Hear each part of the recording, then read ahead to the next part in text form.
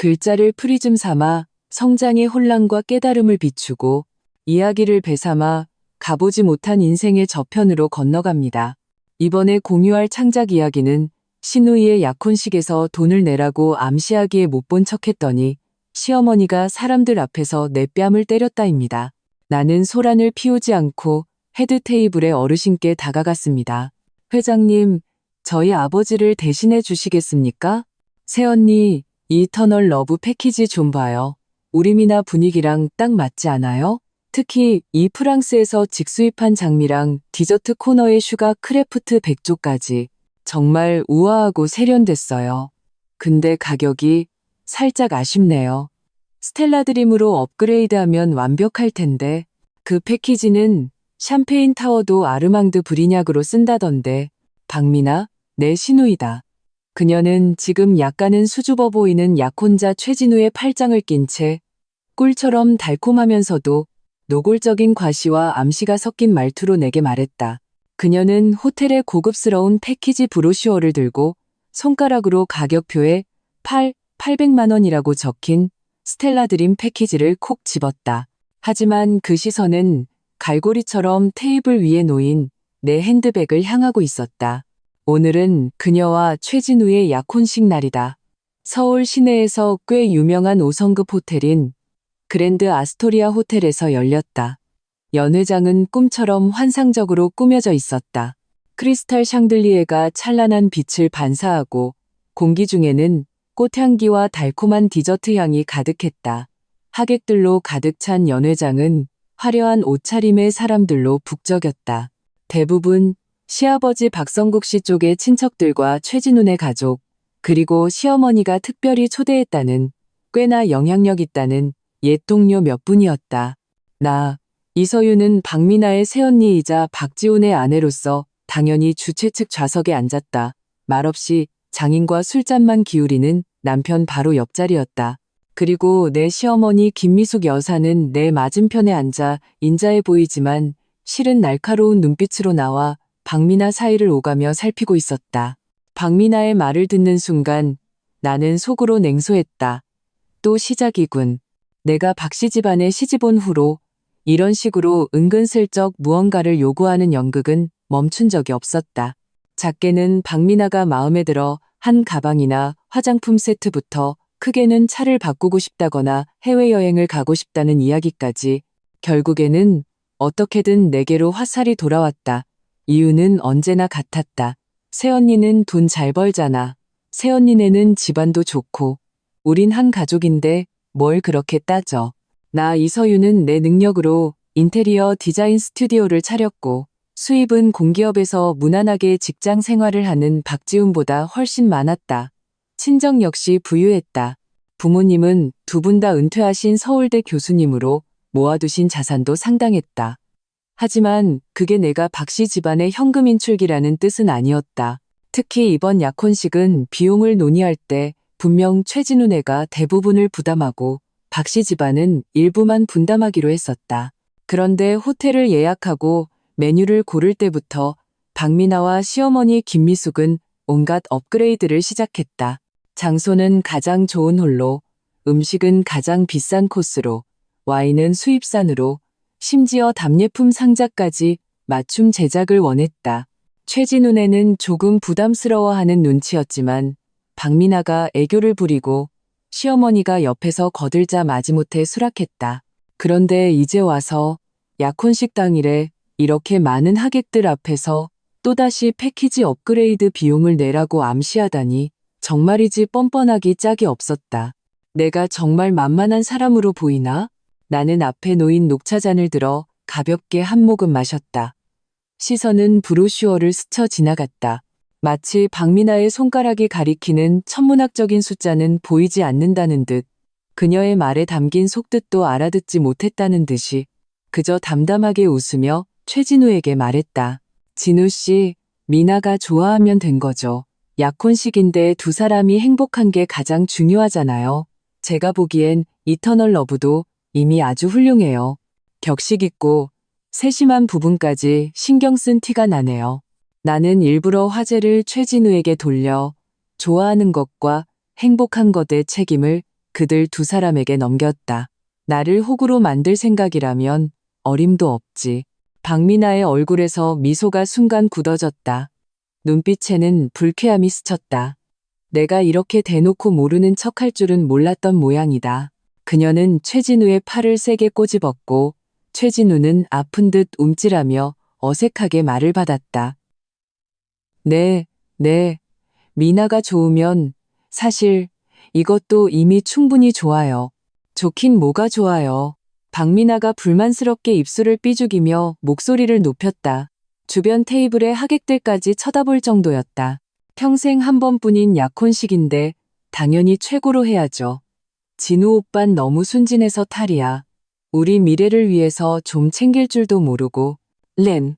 그녀는 그렇게 말하며 눈시울을 붉히기 시작했다. 마치 세상에서 가장 큰 서러움을 당한 사람처럼. 시어머니 김미숙은 그 모습을 보자마자 젓가락을 내려놓았다. 얼굴에 걸려있던 인자한 미소도 사라졌다. 미간을 찌푸린 채 나를 보는 눈빛에는 노골적인 불만과 질책이 담겨 있었다. 그녀는 헛기침을 한 번 하더니 크지 않지만 우리 테이블 사람들은 모두 들을 수 있는 목소리로 말했다. 서윤아, 내가 이런 말까지 하긴 싫지만 미나는 내 하나뿐인 시누이야. 동생의 중요한 날인데 새언니가 좀 더 신경을 써야지. 봐라, 미나가 저렇게 기대를 하는데 너는 능력도 되잖아. 도울 수 있으면 좀 도와주고 그래야지. 한 가족끼리 뭘 그렇게 따지니? 남들이 보면 웃겠다. 또 그놈의 한 가족 타령 도덕적 납치였다. 내가 뭘 따졌다고? 약혼식 준비 시작부터 장소 계약금은 내가 대신 내줬고 웨딩드레스와 예복도 내가 아는 곳을 통해 연결해줬다. 심지어 오늘 하객들에게 나눠줄 답례품까지 내 스튜디오 직원들이 야근까지 해가며 디자인하고 제작한 것이었다. 내가 쏟은 노력과 돈이 적었나? 그런데 이제 와서 이 말도 안 되는 패키지 업그레이드 비용까지 내라고? 분노가 머리끝까지 치솟았지만 억지로 눌러 참았다. 오늘은 약혼식이고 하객들이 이렇게 많이 보고 있는데 소란을 피우면 보기 좋지 않다. 나는 심호흡을 하며 애써 평정을 유지했다. 심지어 미소까지 지어 보이며 말했다. 어머님 말씀 맞아요. 미나 일인데 제가 당연히 신경 써야죠. 그런데 이 호텔 패키지 건은 이미 최서방 댁이랑 다 상의가 끝난 일이잖아요. 갑자기 바꾸는 건 좀 그렇지 않을까요? 그리고 이터널 러브도 정말 충분히 훌륭해요. 굳이 낭비할 필요는 없다고 생각해요. 나는 최대한 완곡하게 말하며 이전에 약속이 있었음을 상기시키고 낭비라는 표현으로 내 태도를 분명히 했다. 하지만 나의 인내와 합리적인 설명은 그들에게 눈치 없고 구두쇠 같은 행동으로 비쳤을 뿐이다. 낭비? 이게 어떻게 낭비예요? 박미나가 날카롭게 소리쳤다. 눈물은 말하기가 무섭게 흘러내렸다. 이서윤 씨, 지금 무슨 뜻이에요? 내가 언니 돈 낭비한다고 비난하는 거예요? 그럴 줄 알았어. 애초에 나를 한 가족으로 생각도 안 했지? 우리 오빠랑 결혼한 것도 그냥 우리 집안 배경 보고 그런 거 아니에요? 이제 자리 잡았다고 이 정도 푼돈도 쓰기 싫다 이거죠? 적반하장에 억지 부리는 솜씨가 날로 발전하고 있었다. 나는 화가 나서 손이 떨릴 지경이었다. 손톱이 손바닥을 깊게 파고들었다. 박지훈, 이 한심한 인간은 아직도 장인과 최진우의 아버지와 술잔을 기울이고 있었다. 마치 이쪽 여자들 자리에서 벌어지는 소동은 자기와 아무 상관없다는 듯이 나를 가장 비참하게 만든 것은 시어머니 김미숙의 반응이었다. 그녀는 딸이 우는 것을 보자 얼굴이 완전히 굳어졌다. 나를 보는 눈빛은 칼날처럼 차가웠다. 그녀는 벌떡 일어나 테이블을 반쯤 돌아 내 앞으로 걸어왔다. 연회장의 음악 소리가 줄어드는 것 같았다. 많은 하객들의 시선이 호기심과 의문을 담은 채 이쪽으로 쏠렸다. 이서윤, 김미숙의 목소리는 더 이상 억제되지 않았다. 위압적인 꾸짖음과 분노가 담겨 있었다. 미나 말이 맞다. 넌 정말 눈치가 없구나. 좋게 말할 때 들었어야지. 우리 박씨 집안이 너 굶기기라도 했니? 헐벗게라도 했니? 내 시누이 좋은 날에 좀 도와달라는 게 그렇게 어려워? 새언니라는 게 예의도 없어? 그러면서 모두가 경악하는 가운데 그녀는 손을 번쩍 들었다. 찰싹, 맑고 날카로운 소리와 함께 그녀의 손바닥이 내 뺨에 정확히 내려앉았다. 어찌나 세게 맞았는지 반쪽 얼굴이 순식간에 마비되었다가 불타는 듯한 통증이 밀려왔다. 귀에서는 윙윙거리는 소리가 났고 눈앞이 잠시 캄캄해졌다. 나는 고개가 돌아갈 정도로 세게 맞았고 완전히 멍해졌다. 연회장은 순간 쥐 죽은 듯 조용해졌다. 모든 하객들이 눈을 동그랗게 뜨고 이 광경을 쳐다봤다. 시어머니가 약혼식장에서 며느리의 뺨을 때리다니 이건 정말 들어본 적도 없는 일이었다. 박미나도 깜짝 놀랐지만 이내 그녀의 얼굴에는 통쾌함과 더이한 표정이 스쳐 지나갔다. 최진우는 당황해서 어쩔 줄 몰라 했다. 그리고 내 훌륭한 남편 박지우는 드디어 술잔을 멈추고 이쪽을 쳐다봤다. 하지만 그의 얼굴에는 당황과 나약함 뿐이었다. 입을 몇 번 번긋했지만 아무 말도 하지 못했다. 뺨은 불타는 듯 아팠고 마음은 얼음장처럼 차가운 굴욕감과 하늘을 찌를 듯한 분노로 가득 찼다. 피가 머리끝까지 솟구치는 것 같았다. 사람들 앞에서 이런 모욕을 당하다니 그것도 내가 할 도리는 다했다고 생각한 상황에서 예전 같았으면 울고불고 난리를 치며 히스테릭하게 반박했을지도 모른다. 하지만 그 순간 극도의 분노는 오히려 나를 비정상적으로 침착하게 만들었다. 나는 분노로 일그러진 시어머니의 얼굴을, 고소해야 하는 시누이의 눈빛을, 나약하고 무능한 남편의 모습을, 그리고 동정하거나 구경하거나 혹은 경멸하는 하객들의 시선을 보았다. 울고 소리치는 것은 아무것도 해결하지 못한다. 그저 그들을 더 기쁘게 하고 나 자신을 더 비참하게 만들 뿐이라는 것을 깨달았다. 이 집, 이 사람들은 더 이상 내가 어떤 감정이나 인내를 바칠 가치도 없었다. 소란을 피우고 싶다고? 사람이 많고 어른이라는 이유로 나를 짓밟고 싶다고? 좋아, 아주 좋아. 나는 당신들과 소란 피우지 않겠어. 나는 뺨을 감싸준 채 천천히 고개를 돌렸다. 경악한 사람들을 지나 내 시선은 곧장 헤드 테이블로 향했다. 그곳에는 줄곧 침묵을 지키고 있었지만 가장 특별한 신분과 가장 강력한 기운을 가진 하객이 앉아 있었다. 시아버지 박성국 씨가 초대한 옛 상사이자 내 아버지 이정진 교수의 오랜 동창이신 존경받는 전직 고위 관료 윤태준 회장님이셨다. 모두가 내가 울거나 따지거나 심지어 맞받아칠 것이라고 예상했을 때 나는 모두의 예상을 뒤엎는 행동을 했다. 나는 눈앞에 오만한 시어머니도 역겨운 모녀도 쳐다보지 않았다. 그저 심호흡을 한 번 하고 그따귀에 휘청거렸던 등을 곧게 폈다. 손등으로 입가에 번졌을지 모를 핏자국을 살짝 닦아냈다. 그리고 죽음과 같은 정적 속에서 나는 발걸음을 옮겼다. 한 걸음 한 걸음 단호하게 헤드 테이블을 향해 내 시선은 마치 종처럼 굳건히 앉아 위험을 뿜어내는 그 노인을 향해 있었다. 모든 하객들의 불안한 시선 속에서 나는 헤드 테이블 앞에 섰다. 그 노인을 향해 가볍게 허리를 숙였다. 내 목소리는 평온했지만 천지를 뒤흔들 만한 힘을 담고 있었다. 윤 회장님, 서윤입니다. 면목 없습니다만 이 일은 제가 감당하기 어려울 것 같습니다. 나는 잠시 말을 멈추고 눈을 들어 얼굴색이 급변하는 시어머니와 박미나를 스쳐보았다. 그리고 다시 윤 회장님께 시선을 고정했다. 한 글자 한 글자 나는 연 회장을 순식간에 폭발시킨 그 말을 내뱉었다. 저희 아버지께 전화 한 통만 부탁드려도 될까요? 따님이 박간의 약혼식에서 사람들 앞에서 뺨을 맞았다고 이 뺨을 제가 직접 되갚아줘야 할지 아니면 아버지를 대신해서 회장님께서 공의를 세워주실지 여쭤봐달라고요. 그 말이 떨어지자 그랜드 아스토리아 연회장에는 바늘 떨어지는 소리도 들릴 듯한 정적이 흘렀다. 시어머니 김미숙의 얼굴에 떠올랐던 오만과 분노는 순식간에 굳어버렸다. 그리고 깨진 도자기처럼 균열이 가기 시작하더니 믿을 수 없다는 경악과 공포로 바뀌어갔다. 시누이 박미나의 더이한 미소는 얼굴에 박제되었고 눈에는 당혹감과 혼란이 가득했다. 그리고 내 남편 박지우는 놀란 나머지 손에 들고 있던 와인잔을 쨍그랑 소리와 함께 바닥에 떨어뜨렸다. 와인이 사방으로 튀었다.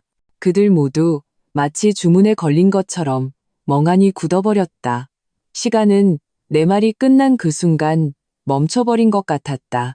그랜드 아스토리아 연회장에는 원래 희미한 대화 소리와 식기가 부딪히는 소리가 있었다. 하지만 이제 그 모든 소리가 흔적도 없이 사라졌다. 공기는 마치 진공 상태처럼 느껴질 정도로 무거운 침묵에 휩싸였다. 모든 사람의 시선은 자석에 이끌린 쇠붙이처럼 헤드 테이블, 나와 그 노인에게 고정되었다.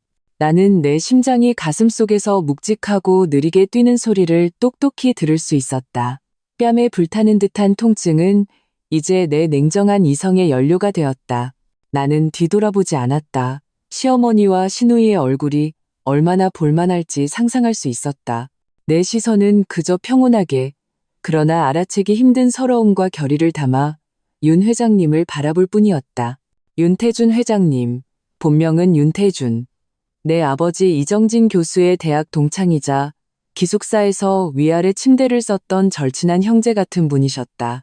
두 분은 함께 서울대학교에서 공부하며 젊은 시절을 보냈다. 후에 아버지는 학계에 남아 학자가 되셨고 윤 회장님은 정계에 입문하셨지만 수십 년의 우정은 변치 않았다. 윤 회장님은 장관급 고위직까지 오르신 후 재작년에 은퇴하셨지만 그 영향력은 여전했고 각계각층에 그가 이끌어준 후배들이 포진해 있었다.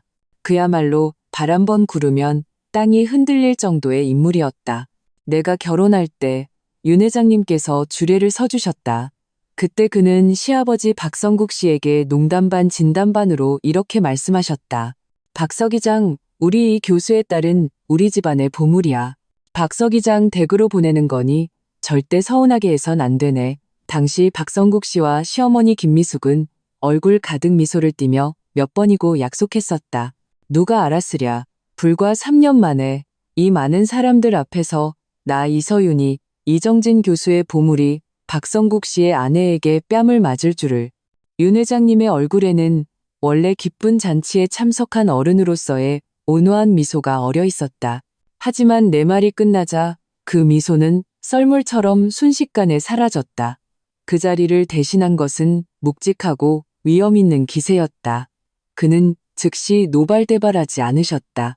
그저 세상을 꿰뚫어보는 듯한 눈을 가늘게 뜨고 내붉게 부어오른 왼쪽 뺨을 잠시 응시했다. 그리고 천천히 고개를 들어 내 등 뒤를 바라보았다.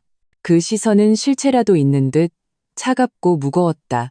나는 돌아보지 않았지만 시어머니 김미숙이 지금 어떤 기분일지 상상할 수 있었다. 그것은 맹수에게 포착된 뼛속까지 스며드는 한기였을 것이다. 서윤아. 윤 회장님께서 입을 여셨다. 목소리는 높지 않았지만 고요한 연회장 전체에 선명하게 울려 퍼졌다. 오랫동안 높은 자리에 있었던 사람, 특유의 압박감이 실려 있었다. 방금 누가 너를 때렸다고 했느냐? 그는 무슨 일이냐고 묻지 않았다. 정말이냐고 의심하지도 않았다. 단도직입적으로 누가 그랬냐고 물었다. 그 태도만으로도 모든 것이 분명해졌다. 나는 가볍게 숨을 들이쉬고 여전히 공손한 자세를 유지하며 모든 사람이 들을 수 있도록 또렷하게 말했다. 제 시어머니 김미숙 여사입니다. 시누이 박미나가 약혼식 패키지를 업그레이드하고 싶어하며 제게 비용 부담을 암시했는데 제가 고려해 보겠다고 하자 어머님께서 제가 눈치가 없다며 사람들 앞에서 제 뺨을 때리셨습니다. 나는 어떤 과장도 덧붙이지 않았다. 그저 평온하게 사실을 진술했다. 박미나가 내뱉었던 험한 말들조차 생략했다. 하지만 이 간단한 진술만으로도 사건의 황당함과 악랄함을 그리기에 충분했다. 웅성웅성 마침내 객석에서는 억눌렸던 술렁임이 터져나왔다. 하객들은 애써 자제하려 했지만 눈앞의 광경은 너무나 충격적이었다. 며느리가 패키지 업그레이드 비용을 더 내주지 않는다고 시어머니가 공개적으로 뺨을 때리다니 이건 상식 밖의 행동이었다. 그리고 더 놀라운 것은 조용하고 존재감 없던 이 며느리에게 이토록 막강한 뒷배가 있었다는 사실이었다. 헤드 테이블에 저 거물을 직접 움직이다니. 김미숙 씨. 윤 회장님의 목소리가 한 톤 높아졌다. 여전히 고함은 아니었지만 그 안에 담긴 분노는 마치 얼음장 밑에 거센 물결처럼 들끓고 있었다. 참으로 대단한 위세로군. 그 한마디는 김미숙의 귓가에 천둥처럼 내리꽂혔다. 충격과 공포로 굳어있던 그녀의 몸이 격렬하게 떨렸다. 얼굴은 순식간에 백지장처럼 하얗게 질렸다. 그녀는 무언가 말하려 입을 벌렸지만 목이 막힌 듯 아무 소리도 내지 못했다. 옆에 있던 박민아는 겁에 질려 목을 움츠리고 최진우의 팔을 필사적으로 붙잡았다. 최진우의 얼굴도 우는 것보다 더 일그러져 있었다. 내 시아버지 박성국 씨는 더 이상 앉아있을 수 없었다. 그는 벌떡 일어섰다. 너무 급하게 일어나는 바람에 의자가 뒤로 넘어져 쾅 하는 요란한 소리를 냈다. 조용한 연회장에서 그 소리는 유난히 귀에 거슬렸다. 그의 이마에는 순식간에 식은땀이 송골송골 맺혔다. 그는 몇 걸음에 윤 회장님 앞으로 달려와 당황과 아첨이 뒤섞인 표정으로 목소리까지 변한 채 말했다. 회장님, 오해입니다. 이건 다 오해입니다. 집사람이 잠시 정신이 나갔나 봅니다. 여자들이 다 그렇지 않습니까? 머리는 길고 생각은 짧고 부디 노여움을 푸십시오. 서윤아, 괜찮니? 어서 아버지가 좀 보자. 그는 그렇게 말하며 나를 잡아 끌려 했지만 나는 가볍게 몸을 틀어 피했다. 이제 와서 아버지 행세라니. 당신 아내가 나를 때릴 때, 당신 아들이 죽은 척하고 있을 때, 당신은 어디에 있었나? 윤태준 회장님은 박성국 씨를 쳐다보지도 않았다. 그의 시선은 여전히 김미숙에게 고정되어 있었다. 오해라고. 박서기장, 내 귀는 아직 멀쩡하고 눈도 침침하지 않네. 사람들 앞에서 타인을 폭행하는 것은 명백한 불법 행위야. 하물며 그 대상이 자네 며느리 나 윤태준이 지켜봐온 조카인데 말이야. 이게 자네 박씨 집안의 가풍인가? 이게 자네 박성국이 집안을 다스리는 방식인가? 회장님, 저는 박성국 씨는 말문이 막혀 얼굴이 불그락푸르락해졌다. 그는 아무 말도 하지 못하고 땀만 닦아낼 뿐이었다. 직장에서는 그도 꽤 지위가 있는 사람이었지만 윤태준 회장님 앞에서는 그 위세가 아무것도 아니었다. 윤 회장님은 더 이상 그를 상대하지 않고 나를 돌아보았다. 말투는 조금 부드러워졌지만 여전히 거스를 수 없는 위엄이 서려 있었다. 서윤아, 마음고생이 심했구나. 이윤 할아버지가 본 이상 그냥 넘어갈 수는 없다. 그는 잠시 말을 멈추고 연 회장을 둘러보았다. 그의 시선이 닿는 사람마다 저도 모르게 고개를 숙이거나 시선을 피했다. 그리고 그는 모든 사람의 심장을 먹게 할 행동을 했다. 그는 천천히 양복 안주머니에서 휴대폰을 꺼냈다. 보기에는 평범한 구형 폴더폰이었지만 지금 모든 사람의 눈에는 천근만근의 무게를 가진 물건처럼 보였다. 그는 익숙하게 번호를 몇 개 누르고 휴대폰을 귀에 댔다. 연 회장은 바늘 하나 떨어지는 소리까지 들릴 정도로 고요했다. 모두가 숨을 죽이고 윤 회장님의 통화를 지켜봤다. 전화는 금방 연결된 듯했다. 윤 회장님은 수화기를 향해 평온하지만 한 글자 한 글자가 쇠망치처럼 모든 사람의 심장을 두드리는 목소리로 말했다. 정진인가? 나 태준일세. 응, 지금 그랜드 아스토리아 호텔일세. 자네 사돈댁 따님, 박민아 양 약혼식에 와 있네. 일이 좀 생겼어. 자네 딸 서윤이가 여기서 시어미한테 사람들 앞에서 뺨을 맞았네. 그래, 잘못 들은 거 아닐세. 공개적으로 뺨을 맞았다고. 이유는 자네 딸이 눈치가 없어서 신우이의 약혼식 패키지 업그레이드 비용을 안 내준다고 그랬다더군. 내가 지금 현장에 있네. 서윤이가 묻더군. 이 뺨을 자기가 직접 되갚아줘야 할지 아니면 나더러 자네를 대신해서 공의를 세워달라고 해야 할지 알겠네. 최대한 빨리 오게. 이쪽은 내가 보고 있겠네. 짧은 몇 마디였지만 그 안에 담긴 정보는 모든 사람의 머리털을 쭈뼛서게 할 만큼 엄청났다. 이정진, 내 아버지, 비록 명문대 은퇴 교수로서 청렴한 학자로 보이지만 학계 사람들은 모두 알고 있었다. 이 교수님의 제자들이 정재계 곳곳에 포진해 있으며 특히 늦둥이 외동딸인 나에 대한 사랑은 유별나서 목숨보다 더 소중히 여긴다는 것을. 당시 내가 박지훈과 결혼하겠다고 고집했을 때 아버지는 사실 탐탁지 않아 하셨다. 박씨 집안이 너무 속물적이고 박지훈 역시 기계가 부족하다고 생각하셨다. 하지만 내 고집을 꺾지 못하고 마지못해 허락하셨다. 결혼식 때 윤 회장님께서 주례를 서주신 것도 박씨 집안이 나를 함부로 대하지 못하도록 힘을 실어주기 위함이었다. 그런데 지금 윤 회장님의 이 전화 한 통은 내 아버지라는 진짜 거물을 소환한 것이나 마찬가지였다. 게다가 그 말투로 보아 아버지의 분노는 이미 하늘을 찌르고 있을 터였다. 윤 회장님은 전화를 끊고 휴대폰을 테이블 위에 내려놓았다. 그리고는 태연하게 찻잔을 들어 김을 불어 식힌 후 한 모금 마셨다. 그 모습은 주위에 아무도 없는 듯 평온했지만 그가 평온할수록 현장의 분위기는 숨막힐 듯이 무거워졌다.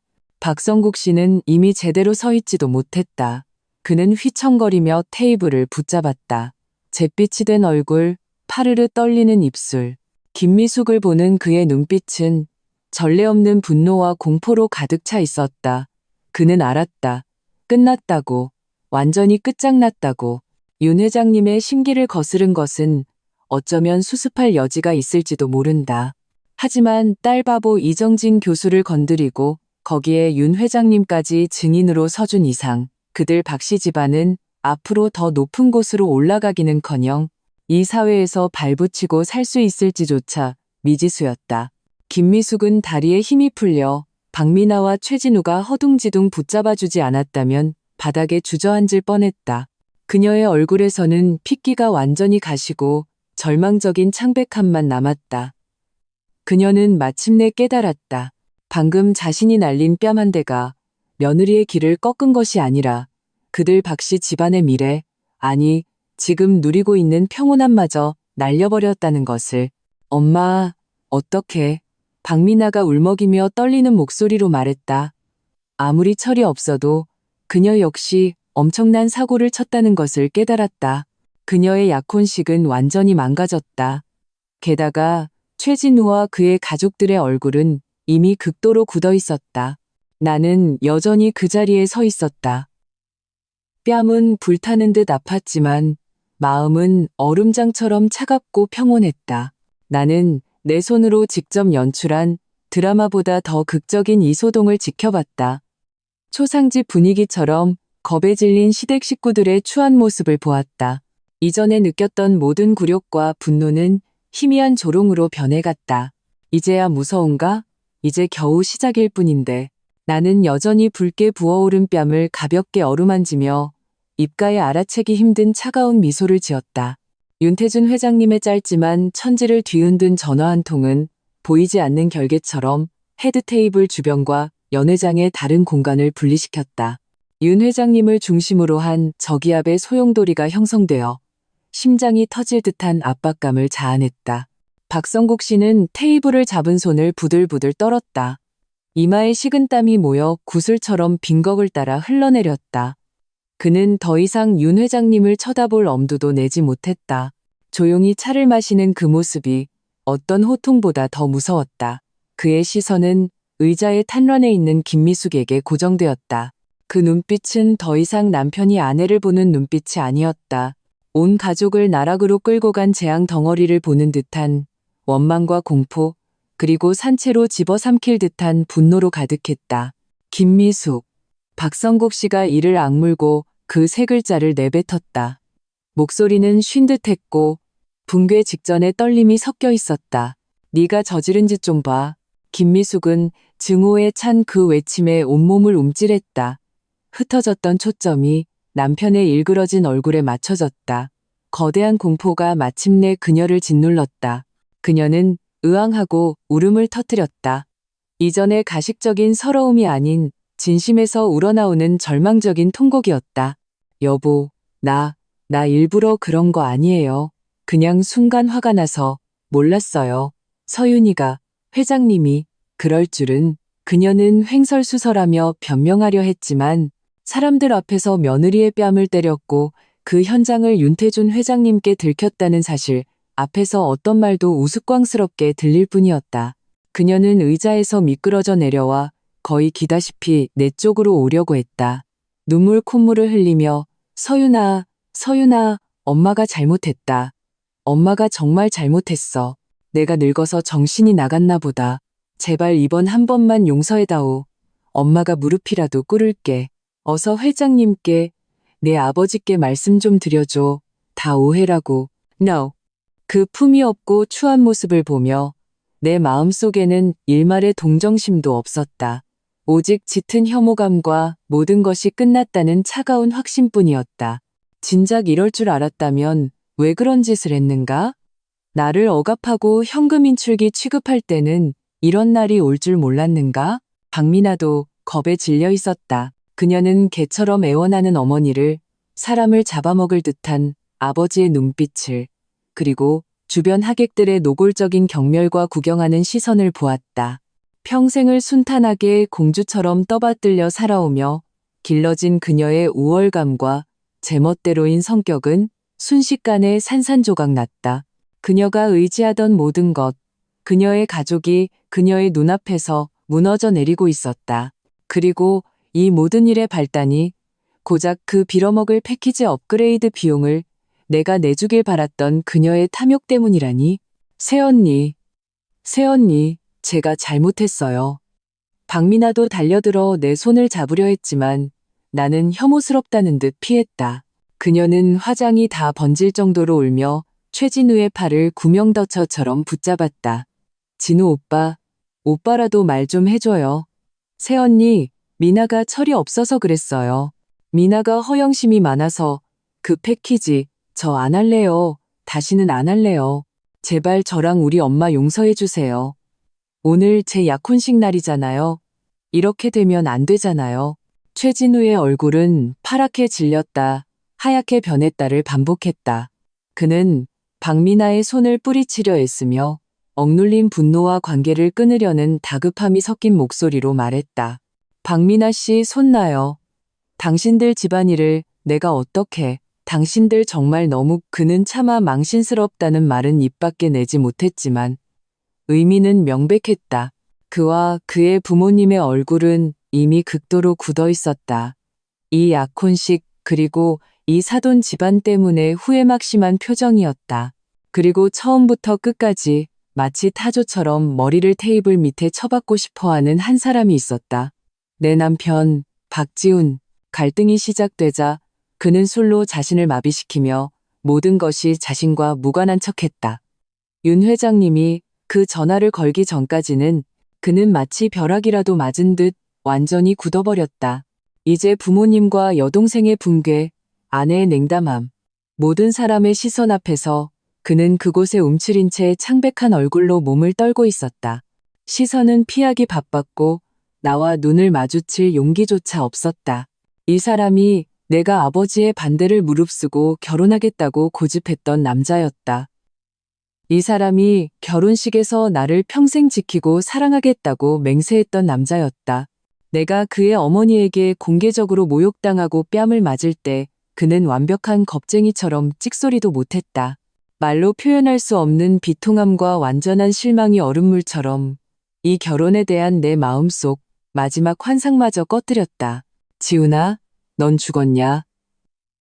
박성국 씨는 나에게 애원해도 소용없자 분노의 화살을 아들에게 돌렸다. 목소리가 처절했다. 내 마누라가 내 엄마한테 맞았는데 말 한마디라도 해야 할 거 아니야. 이 쓸모없는 놈아. 박지훈은 아버지의 호통에 움찔하며 마침내 고개를 들어 나를 보았다. 그의 입술은 파르르 떨렸고 눈에는 애원과 공포, 그리고 역겨울 정도의 나약함이 담겨 있었다. 서윤아, 엄마가 잘못했어. 봐, 사람들이 이렇게 많이 보는데 그냥 이번만 넘어가면 안 될까? 다 한 가족인데? 넘어가자고? 내가 드디어 입을 열었다. 목소리는 감정 없이 평온했지만 얼음 송곳처럼 날카로웠다. 박지훈 씨, 이 뺨 내 얼굴에 맞았어. 아픈지 굴욕적인지 나만 알아.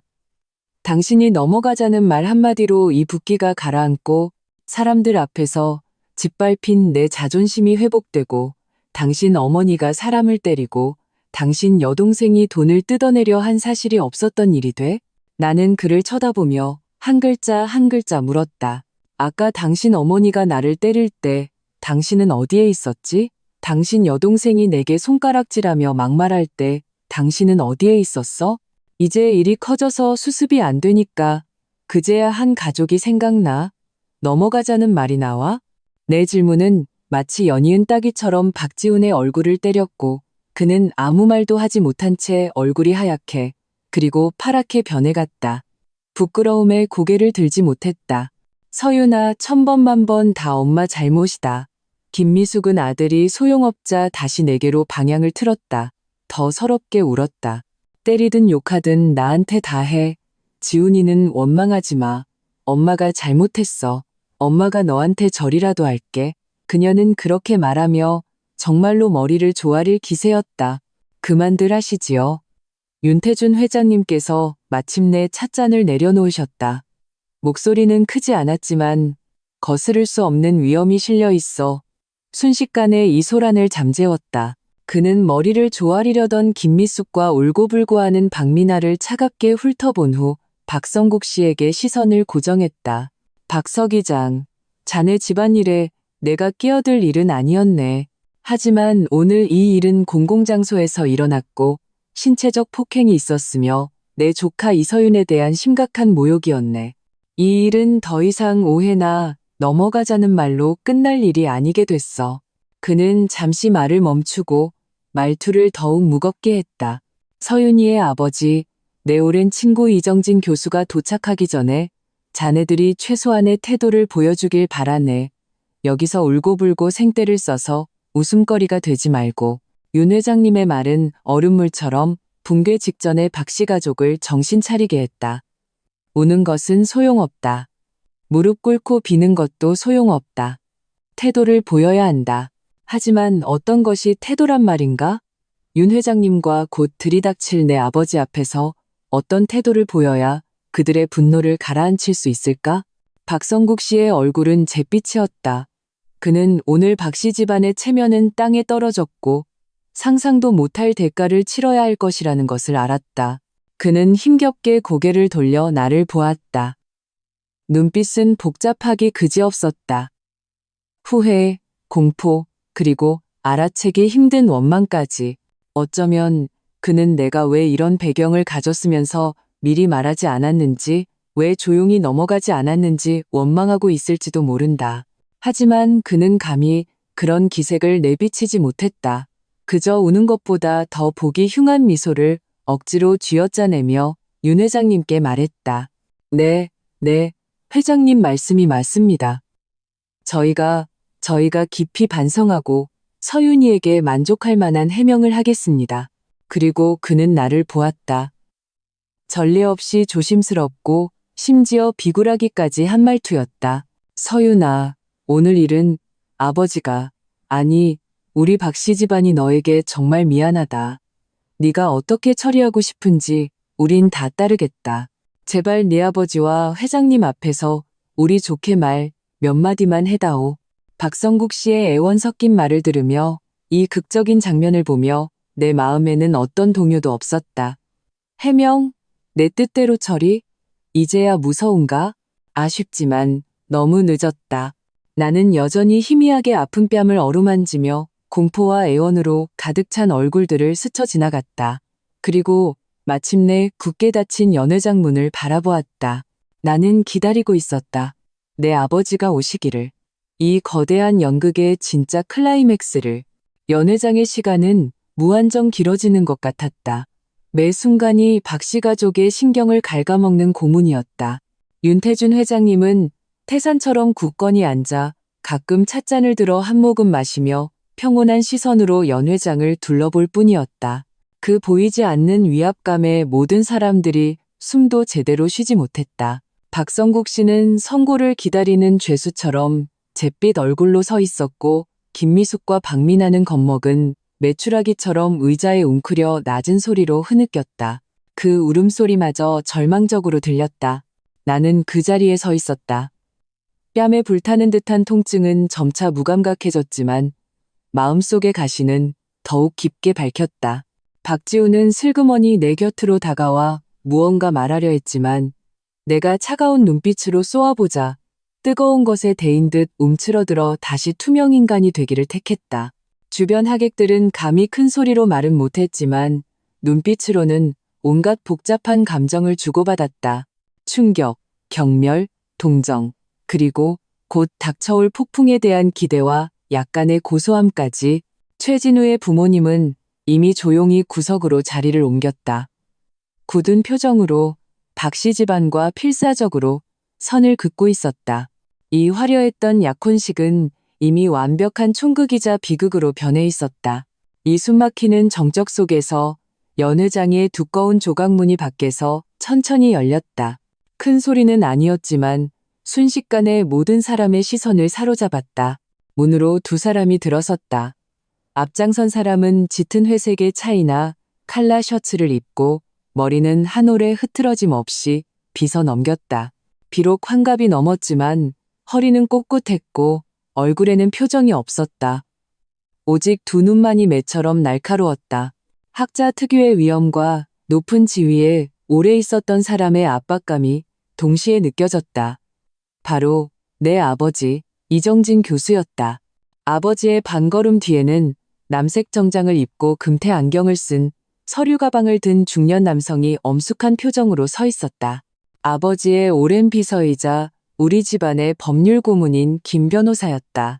아버지의 등장은 윤 회장님 때처럼 모든 사람의 주목과 경애를 불러일으키지는 않았다. 평소 조용히 지내시는 분이라 많은 하객들이 그를 알아보지 못했다. 하지만 박성국, 김미숙, 그리고 이씨 집안의 배경을 아는 몇몇 사람들은 그가 누구인지 알아본 순간 얼굴이 아까보다 3배는 더 하얗게 질렸다. 특히 박성국 씨는 다리가 풀려 그 자리에 주저앉을 뻔했다. 이정진, 그가 이렇게 빨리 오다니. 게다가 김 변호사까지 데리고 이건 중재하러 온 것이 아니라 명백히 문책하러 온 것이었다. 아버지의 시선은 탐조등처럼 연회장을 빠르게 훑었다. 관계없는 사람들에게는 눈길조차 주지 않고 곧장 내게로 향했다. 그의 시선이 내 붉게 부어오른 왼쪽 뺨에 닿았을 때 나는 똑똑히 보았다. 그의 눈에 담겨있던 평온한 날카로움이 순식간에 실체적인 냉기와 하늘을 찌를 듯한 분노로 변하는 것을. 그것은 자신이 오랫동안 소중히 간직해온 희귀한 보물이 누군가에게 무참히 짓밟렸을 때의 심정과 폭발적인 분노였다. 아버지, 내가 나지막이 불렀다. 목소리에는 알아채기 힘든 서러움이 섞여 있었다. 더 이상의 말은 필요 없었다. 내 얼굴의 상처와 이 기괴한 장면이 모든 것을 설명해주고 있었다. 이정진 교수는 몇 걸음에 내 앞으로 다가왔다. 옆에서 말을 걸려던 박성국 씨는 완전히 무시했다. 그는 손을 뻗었다. 손끝이 미세하게 떨렸다. 내 뺨을 만지고 싶어 했지만 아플까봐 차마 그러지 못하고 허공에 멈춰섰다. 목소리는 억눌린 폭풍처럼 무섭도록 낮았다. 서윤아, 누가 그랬느냐? 간단한 4글자였지만 연 회장의 온도를 순식간에 떨어뜨렸다. 윤태준 회장님도 이때 일어나 이정진 교수에게 가볍게 묵례했다.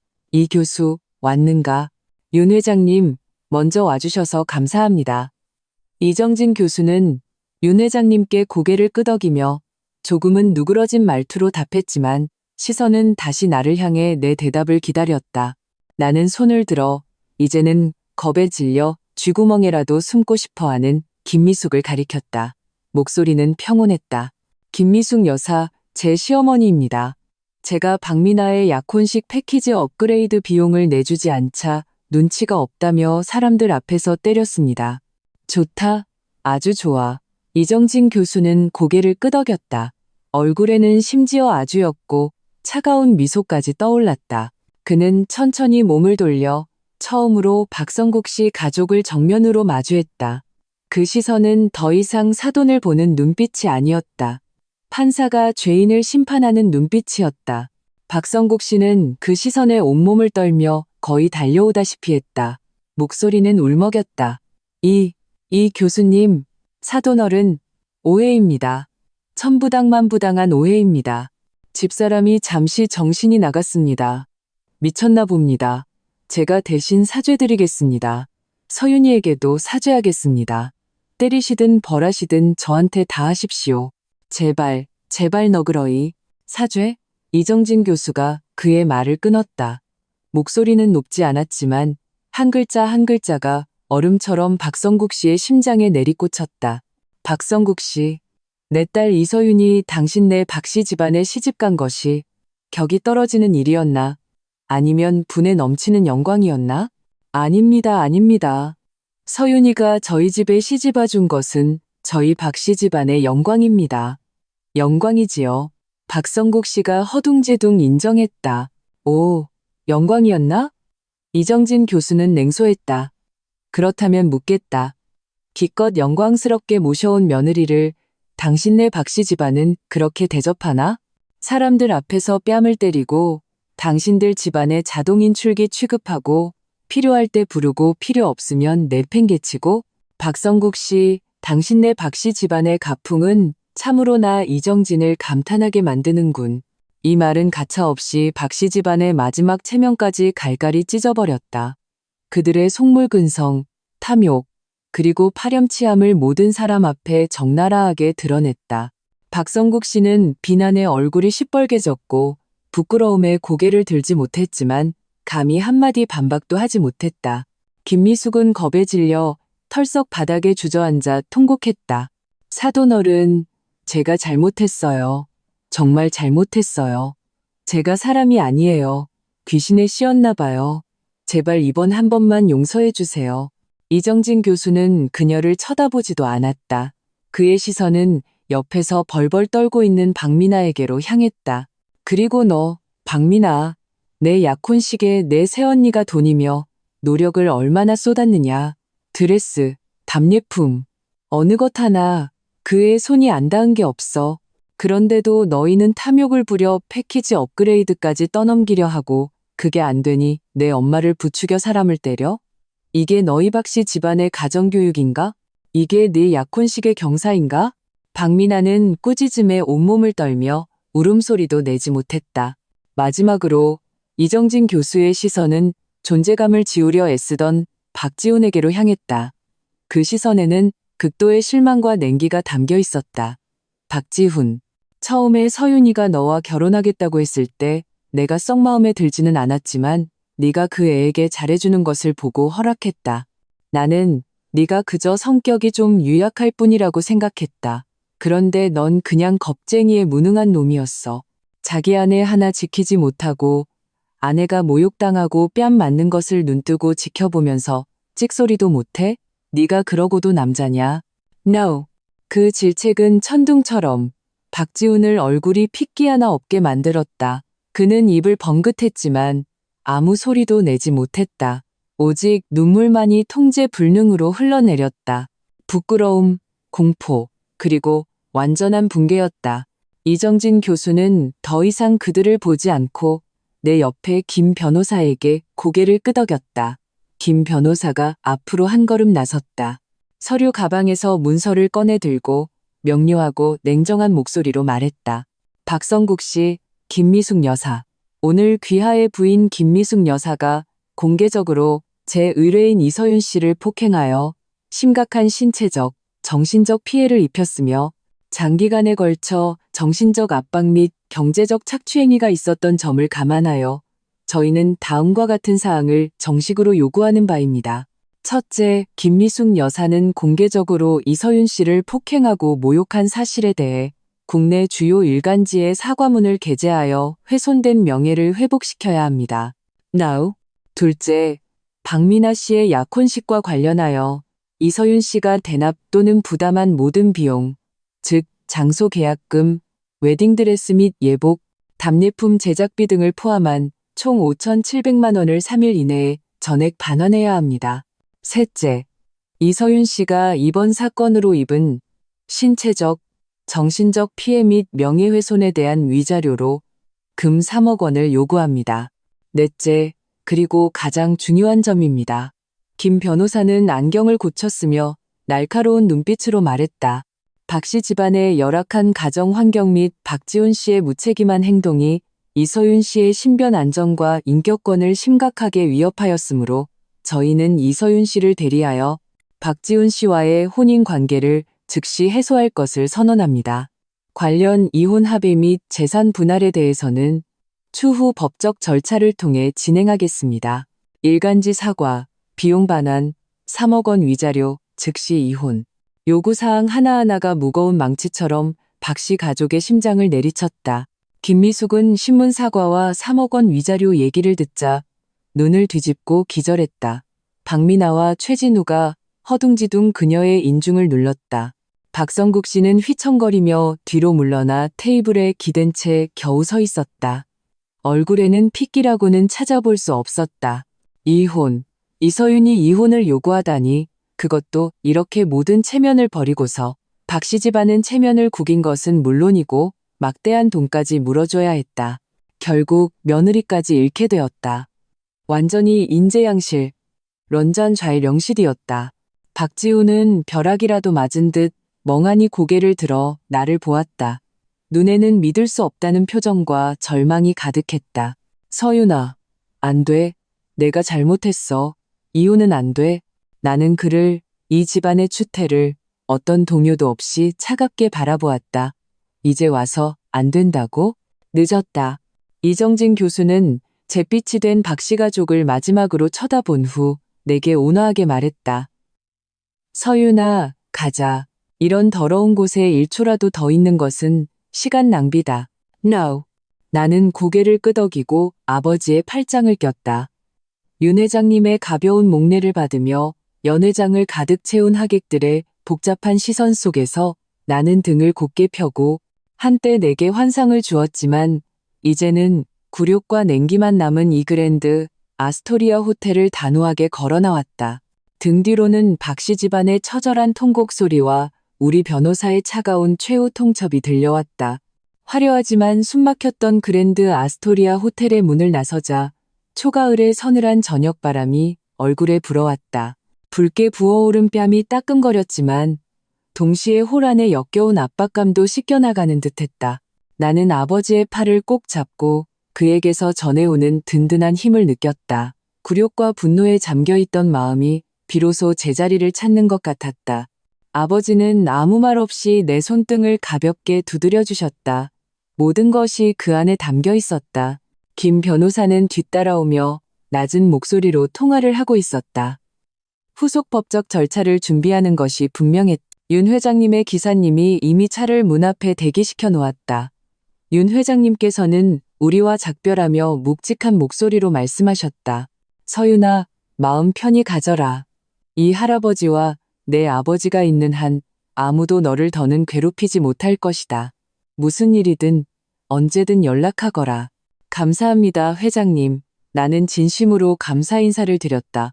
오늘 윤 회장님께서 계시지 않았다면 일이 이렇게 순조롭게, 이렇게 신속하게 박 씨 집안의 대가를 치르게 하지는 못했을 것이다. 아버지의 차, 겉보기엔 평범하지만 내부는 지극히 편안하고 안정감 있는 세단에 올라타 외부와 완전히 차단되자 비로소 긴장이 풀렸다. 피로가 파도처럼 밀려왔다. 육체적인 피로가 아니라 오랫동안 긴장했던 정신이 이완되면서 오는 피로였다.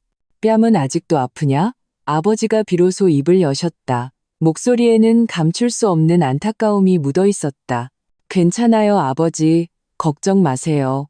나는 고개를 저으며 애써 미소를 지었다. 마음 아픈 것에 비하면 아무것도 아니에요.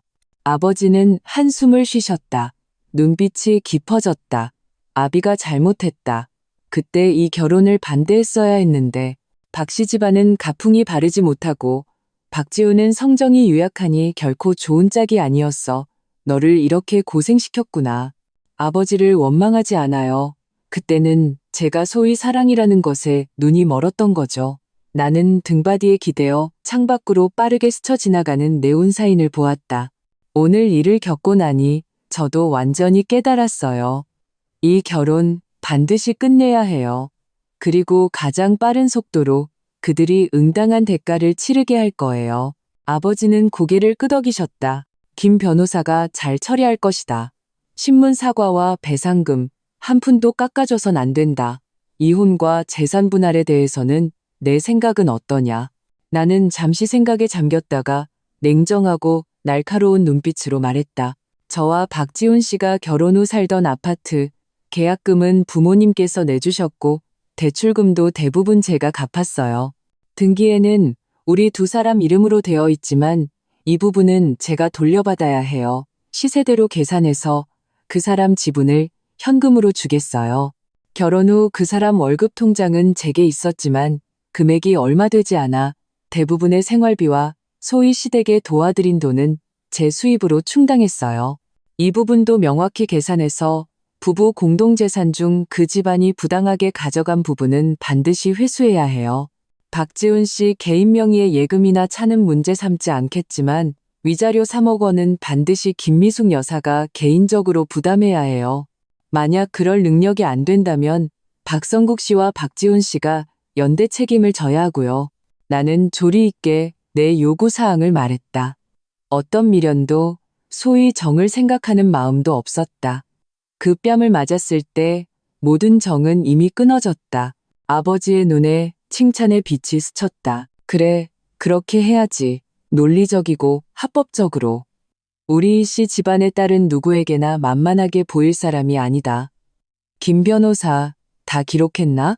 조수석에 앉아있던 김 변호사가 고개를 돌려 공손하게 말했다. 교수님, 서윤 씨, 모두 기록했습니다. 즉시 관련 법률 서류를 준비하겠습니다. 신문 사과문 초안도 오늘 밤 안에 작성하여 내일 바로 신문사에 연락하겠습니다. 배상과 재산 분할에 관해서는 증거가 충분하므로 저희가 반드시 승소할 것입니다. 수고가 많네. 차는 나와 박지훈의 그 집 일하는 곳으로 가지 않았다. 대신 대학 캠퍼스 내에 있는 부모님 댁으로 향했다. 조용하고 학구적인 분위기가 가득한 이곳은 내가 어릴 때부터 자란 곳이자 지금 내게 가장 필요한 안식처였다.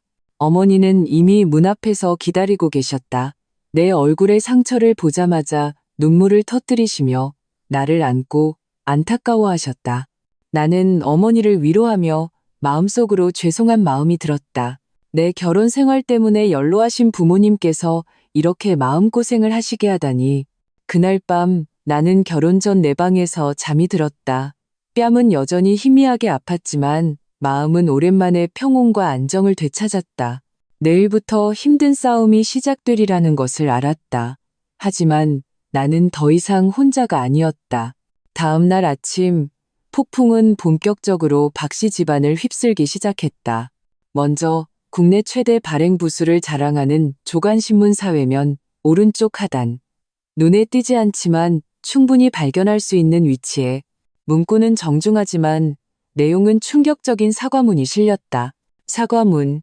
본인 김미숙은 자녀의 약혼식장에서 감정을 제어하지 못하고 며느리 이서윤 씨에게 공개적으로 폭행을 가하여 심각한 신체적, 정신적 피해를 입혔으며 부적절한 언사를 하였습니다.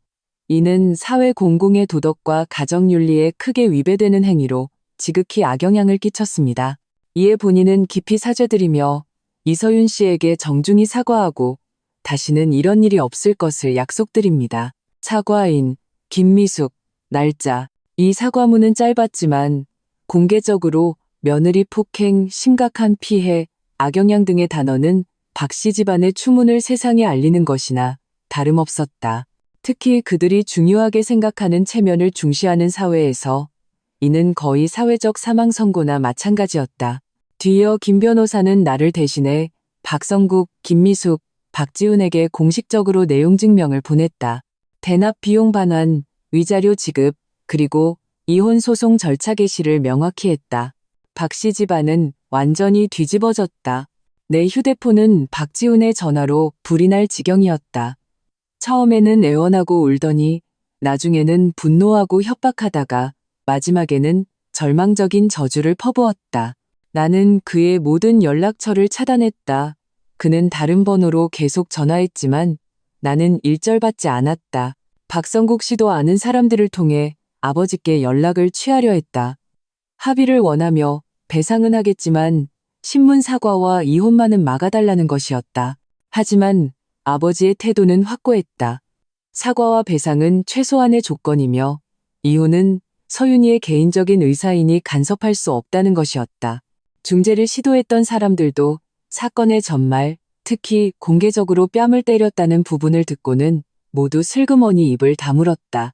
아무도 이 진흙탕에 발을 담그고 싶어 하지 않았다. 김미숙은 신문을 보고 또 한 번 충격으로 졸도했다고 한다. 깨어난 후로는 정신이 온전치 못해 매일 눈물로 지새우며 후회했지만 이미 늦었다. 박미나의 약혼은 당연히 깨졌다. 최진훈에는 재빨리 그리고 철저하게 박씨 집안과 선을 그었다. 최진훈은 곧바로 집안의 주선으로 다른 선을 봤다고 한다. 박미나는 주변의 웃음거리가 되어 집 밖으로 나오지도 못했다. 나는 잠시 휴식을 취한 후 곧바로 내 생활과 일에 몰두했다. 먼저 김 변호사와 여자친구 한 명과 함께 박지훈과 살던 집으로 갔다. 나는 냉정하게 내 모든 개인 물품, 중요 서류, 귀중품을 챙겼다. 눈이 붉어진 채 매달리며 따지는 박지훈을 나는 처음부터 끝까지 무시했다. 그저 공기처럼 취급했다. 한때 결혼에 대한 환상을 품었던 그 공간은 이제 차가운 기억과 숨막히는 압박감만 남았다. 나는 내게 속한 모든 것을 가지고 나왔다. 한치의 미련도 없이. 그리고 나는 모든 에너지를 내 디자인 스튜디오 유한 디자인에 쏟아부었다. 심경의 변화 때문인지 디자인 영감이 샘솟듯 터져나왔다. 연이어 중요한 프로젝트 2개를 따냈다. 나는 부모님 댁에서 가깝고 환경이 더 좋은 아파트를 새로 얻어 내 취향대로 꾸몄다. 진정으로 이서윤, 나 자신만의 삶을 시작했다. 이혼 소송은 김 변호사의 효율적인 진행 덕분에 순조롭게 진행되었다. 증거는 명백했고 박씨 집안은 반박할 힘이 없었다. 법원의 조정안은 거의 내 요구대로 나왔다. 아파트는 내 소유가 되었고 나는 비율에 따라 박지훈에게 일부 금액을 보상해 주었다. 김미숙은 위자료를 지급해야 했고 그녀 명의의 재산이 부족하여 결국 분할 납부하기로 합의했다. 결혼 후 공동재산도 명확하게 분할되었다. 그 과정에서 박성국 씨는 연이은 집안 문제로 심신이 지쳐 직장에서도 입지가 좁아져 조기 퇴직했다고 들었다. 박지훈은 결혼과 가정을 잃고 평판마저 땅에 떨어져 직장에서도 따돌림을 당하며 한직으로 밀려나 낙오자가 되었다. 그들의 결말에 대해 내 마음에는 어떤 동요도 없었다. 뿌린 대로 거두는 법, 이 모든 것은 그들이 자초한 일이었다. 마침내 이혼 합의서에 내 이름을 서명하고 그 붉은 이혼 증명서를 받았을 때 나는 슬픔이 아니라 완벽한 해방감과 전례 없는 가벼움을 느꼈다. 잘못된 결혼 생활은 이로써 완전히 끝났다. 시간은 최고의 치료제이자 가장 강력한 현상액이었다. 상처를 아물게 할 뿐만 아니라 모든 허울을 벗겨내고 가장 진실된 본 모습을 드러내게 했다. 이혼 절차가 완전히 마무리되자 마치 무거운 족쇄를 벗어 던진 듯했다. 그 붉은 이혼 증명서를 나는 어떤 사람들처럼 숨기거나 찢어버리지 않았다. 조용히 서재의 금고에 넣어두었다. 그것은 내 인생의 중요한 흔적이자 내가 걸어온 잘못된 길을 상기시켜주고 내가 진흙탕에서 벗어난 결단을 증명하는 증표였다. 나는 과거에 머무르지 않았고 실패한 결혼을 애도할 시간도 없었다. 반대로 나는 모든 에너지와 열정을 내 디자인 스튜디오 유한 디자인에 쏟아부었다. 이상하게도 마음이 후련해지고 박씨 집안의 탐욕과 속물근성이 가져왔던 정신적 소모에서 벗어나자 내 창작 영감은 마치 수문을 연 홍수처럼 쏟아졌다. 예전에는 클라이언트의 취향과 시장 트렌드 사이에서 고민했다면 이제는 나만의 독특한 미학과 철학을 표현하는 데 더 집중했다. 오히려 그것이 선명하고 자신감 있는 스타일로 자리 잡았다. 나는 원래 아무도 거들떠보지 않던 낡은 공장 리모델링 프로젝트를 맡았다. 모두들 그곳이 위치도 외지고 구조도 낡아 가망이 없다고 했다. 하지만 나는 그곳만의 독특한 산업적 골격과 세월의 흔적을 보았다. 나는 반대를 무릅쓰고 인더스트리얼과 자연의 공생이라는 대담한 디자인 컨셉을 제시했다. 기존의 붉은 벽돌과 강철 구조를 보존하면서 자연광과 녹색 식물을 교묘하게 끌어들여 예술적이고 생명력 넘치는 창조적인 공간을 만들어냈다. 프로젝트가 완성되자 결과는 예상을 뛰어넘을 정도로 놀라웠다. 업계 권위 있는 잡지의 특집 기사로 실렸을 뿐만 아니라 그해의 골든 크리에이티브 공간 디자인 대상까지 수상했다. 순식간에 유한디자인과 이서윤이라는 이름은 업계에서 유명해졌다. 이어서 나는 고급 펜션 단지 프로젝트 입찰에도 성공했다. 이번에는 지역의 문화적 특성을 깊이 파고들어 현대적인 미니멀리즘 미학과 전통장인 정신을 결합했다. 내가 디자인한 펜션은 편안하고 살기 좋을 뿐만 아니라 마치 하나하나의 예술작품 같았다. 정식 오픈하기도 전에 예약이 반년치나 밀렸다. 스튜디오의 업무량이 몇 배로 늘어나 팀을 확장해야 했다. 나는 직접 면접을 보고 재능과 열정이 넘치는 젊은 디자이너들을 채용했다. 나는 더 이상 혼자 고군분투하는 창업자가 아니라 한 팀을 이끄는 리더가 되었다. 내 철학이 팀의 노력을 통해 현실이 되는 것을 보며 느끼는 성취감은 그 어떤 최악의 결혼 생활도 줄 수 없는 것이었다. 내 삶 역시 전례 없이 충실하고 건강해졌다.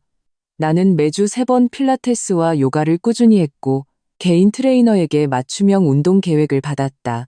예전에는 박씨 가족의 입맛에 맞추고 시간을 절약하기 위해 대충 식사를 때웠지만 이제는 영양학을 공부하며 나 자신을 위해 맛있고 건강한 식사를 요리하는 과정을 즐겼다.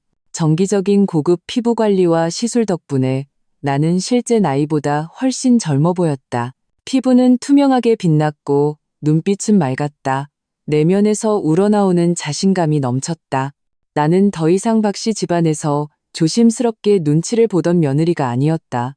나는 이서윤 유한디자인의 창립자이자 디자인 총괄이었다. 경제적으로 독립하고 정신적으로 자유로우며 멋지게 살아가는 여자였다. 가끔 옛 지인들을 통해 박씨 집안에 대한 소식을 단편적으로 듣게 되었다. 그 소식들은 호수에 던져진 작은 돌멩이처럼 희미한 파문을 일으키고는 금세 가라앉아 더 이상 내 관심을 끌지 못했다. 박성국 씨는 조기 퇴직 후 건강이 계속 좋지 않았고 집안의 주 수입원이 사라져 빠듯하게 살고 있다고 들었다. 김미숙은 완전히 무너졌다. 그 신문 사과문 때문에 원래 어울리던 사람들 사이에서 고개를 들지 못하게 되었다. 신경질적으로 변해 거의 외출도 하지 않고 매일 한숨만 쉬며 지낸다고 했다. 그분할 납부해야 하는 위자료는 그들에게 무거운 짐이 되었다. 박민아의 결혼은 당연히 파투났다. 최진훈에는 전염병 피하듯 그들을 피했다. 눈이 높았던 그녀는 현실의 격차를 견디지 못하고 직장도 그만둔 채 집안에 틀어박혀 지낸다고 했다. 성격은 더욱 괴팍해져 부모님과의 관계도 좋지 않다고 들었다. 그리고 내 전남편 박지훈, 그의 소식이 가장 씁쓸했다. 이혼은 그에게 치명적인 타격이었던 것 같다. 원래 성격이 유약했던 그는 이 사건 이후 직장에서 더욱 따돌림과 뒷말에 시달렸다. 결국 중요하지 않은 한직으로 밀려나 승진은 꿈도 꿀 수 없게 되었다고 한다. 누군가 길가의 포장마차에서 술에 취해 엉망인 모습을 봤다고 했다. 남루하고 지저분한 모습에 예전의 그 소위 선비 같은 분위기는 찾아볼 수 없었다고 한다. 심지어 나중에 몇몇 여자를 만나려 했지만 상대방이 그의 집안의 화려한 전적과 전처가나 이서윤이라는 것을 알고는 모두 거리를 두었다는 소문도 들렸다. 한때 그들 박씨 집안은 나와 결혼한 것이 큰 행제라고 생각하며 마음대로 주무를 수 있다고 여겼다. 이제 나는 멋지게 재기하여 빛을 발하고 있는데 그들은 진흙탕에 빠져 어둡고 초라하게 살고 있었다. 이 선명한 대비 자체가 가장 통쾌하고 확실한 복수였다. 나는 아무것도 할 필요가 없었다. 나의 존재와 나의 성공이 그들에게는 최고의 복수였다. 한 번은 업계 최고의 자선 디너 파티에서 나는 신진 디자이너이자 자선 기부자로서 초대를 받았다. 나는 맞춤 제작한 블랙 백리스 드레스를 입고 완벽한 메이크업과 우아한 태도로 몇몇 업계 거물 및 컬렉터들과 담소를 나누고 있었다. 무심코 입구 쪽을 보았을 때 익숙하면서도 낯선 형체가 눈에 들어왔다. 박지훈이었다. 그는 어떤 작은 회사 사장을 따라 겨우 들어온 듯했다. 몸에 맞지 않는 낡은 정장을 입고 불안한 표정으로 주위를 두리번거렸다. 그도 나를 본 것이 분명했다. 그 순간 그의 얼굴에 떠오른 표정은 복잡하기 그지없었다. 충격, 부끄러움, 후회, 그리고 무엇보다도 감히 다가갈 수 없는 자격지심과 절망. 그는 황급히 고개를 숙여 인파 속으로 숨어버렸고 다시는 내 쪽을 쳐다보지 못했다. 나는 담담하게 시선을 거두고 옆 사람들과 대화를 이어갔다. 마음에는 어떤 동요도 없었다. 그와 나는 이미 아무 상관없는 남남이었다. 과거의 그림자는 내가 이미 멀리 떨쳐버린 뒤였다. 나의 세상은 넓고 자유로웠다. 파리. 공기 중에는 커피 향과 낭만적인 분위기가 가득했다. 나는 프랑스의 한 유명 디자인 협회 초청으로 국제 디자인 포럼에 참석했다. 그리고 아시아 신진 디자이너 대표 중 한 명으로서 동양미학과 현대공간의 융합이라는 주제로 강연을 했다.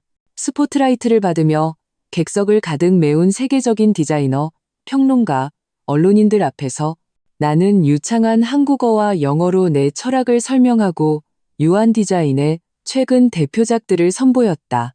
자신감 있고 당당하며 전문적이었다. 이것이 지금의 내 모습이었다.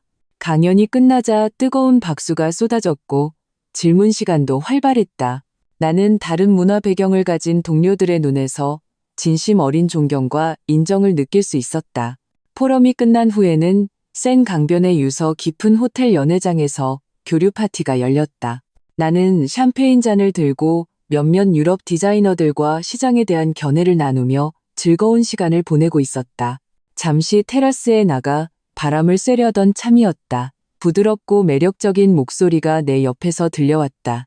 유창한 프랑스어였지만 억양에는 동양적인 우아함이 묻어 있었다. 이서윤 씨, 강연 정말 인상 깊었습니다. 빛과 재료를 다루는 방식, 특히 그 낡은 공장 리모델링 프로젝트에서 기존 벽돌을 보존하고 재해석한 부분은 정말 감명 깊었습니다. 나는 몸을 돌렸다. 눈앞에는 아시아계 남성이 서 있었다. 대략 30대 중반쯤 되어 보였고 훤칠한 키에 완벽하게 재단된 짙은 회색 맞춤 정장을 입고 있었다. 넥타이는 매지 않고 셔츠깃을 살짝 풀어 자유로우면서도 귀티 나는 분위기를 풍겼다. 이목구비는 뚜렷하고 잘생겼으며 눈빛은 차분하고 지혜로웠다.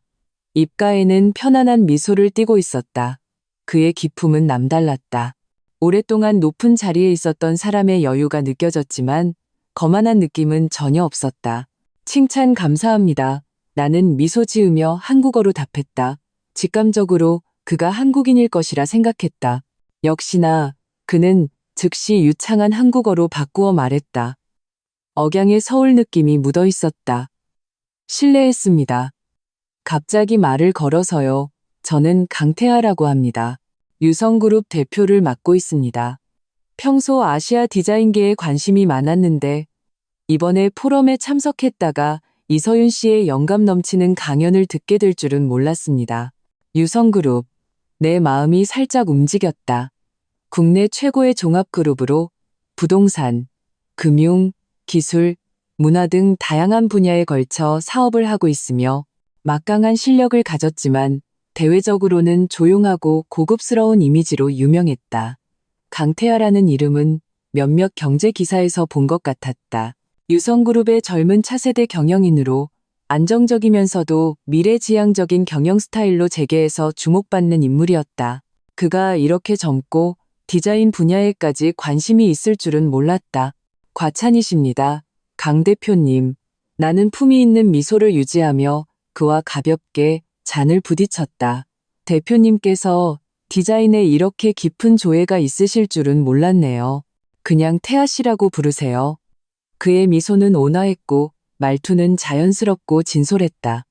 예술과 비즈니스는 결코 분리된 것이 아닙니다. 좋은 디자인은 브랜드 가치를 높이고 더 나은 삶의 경험을 창조하죠. 유성그룹이 최근 몇 년간 고급 문화 관광과 부티크 부동산 사업에 힘을 쏟는 이유이기도 합니다.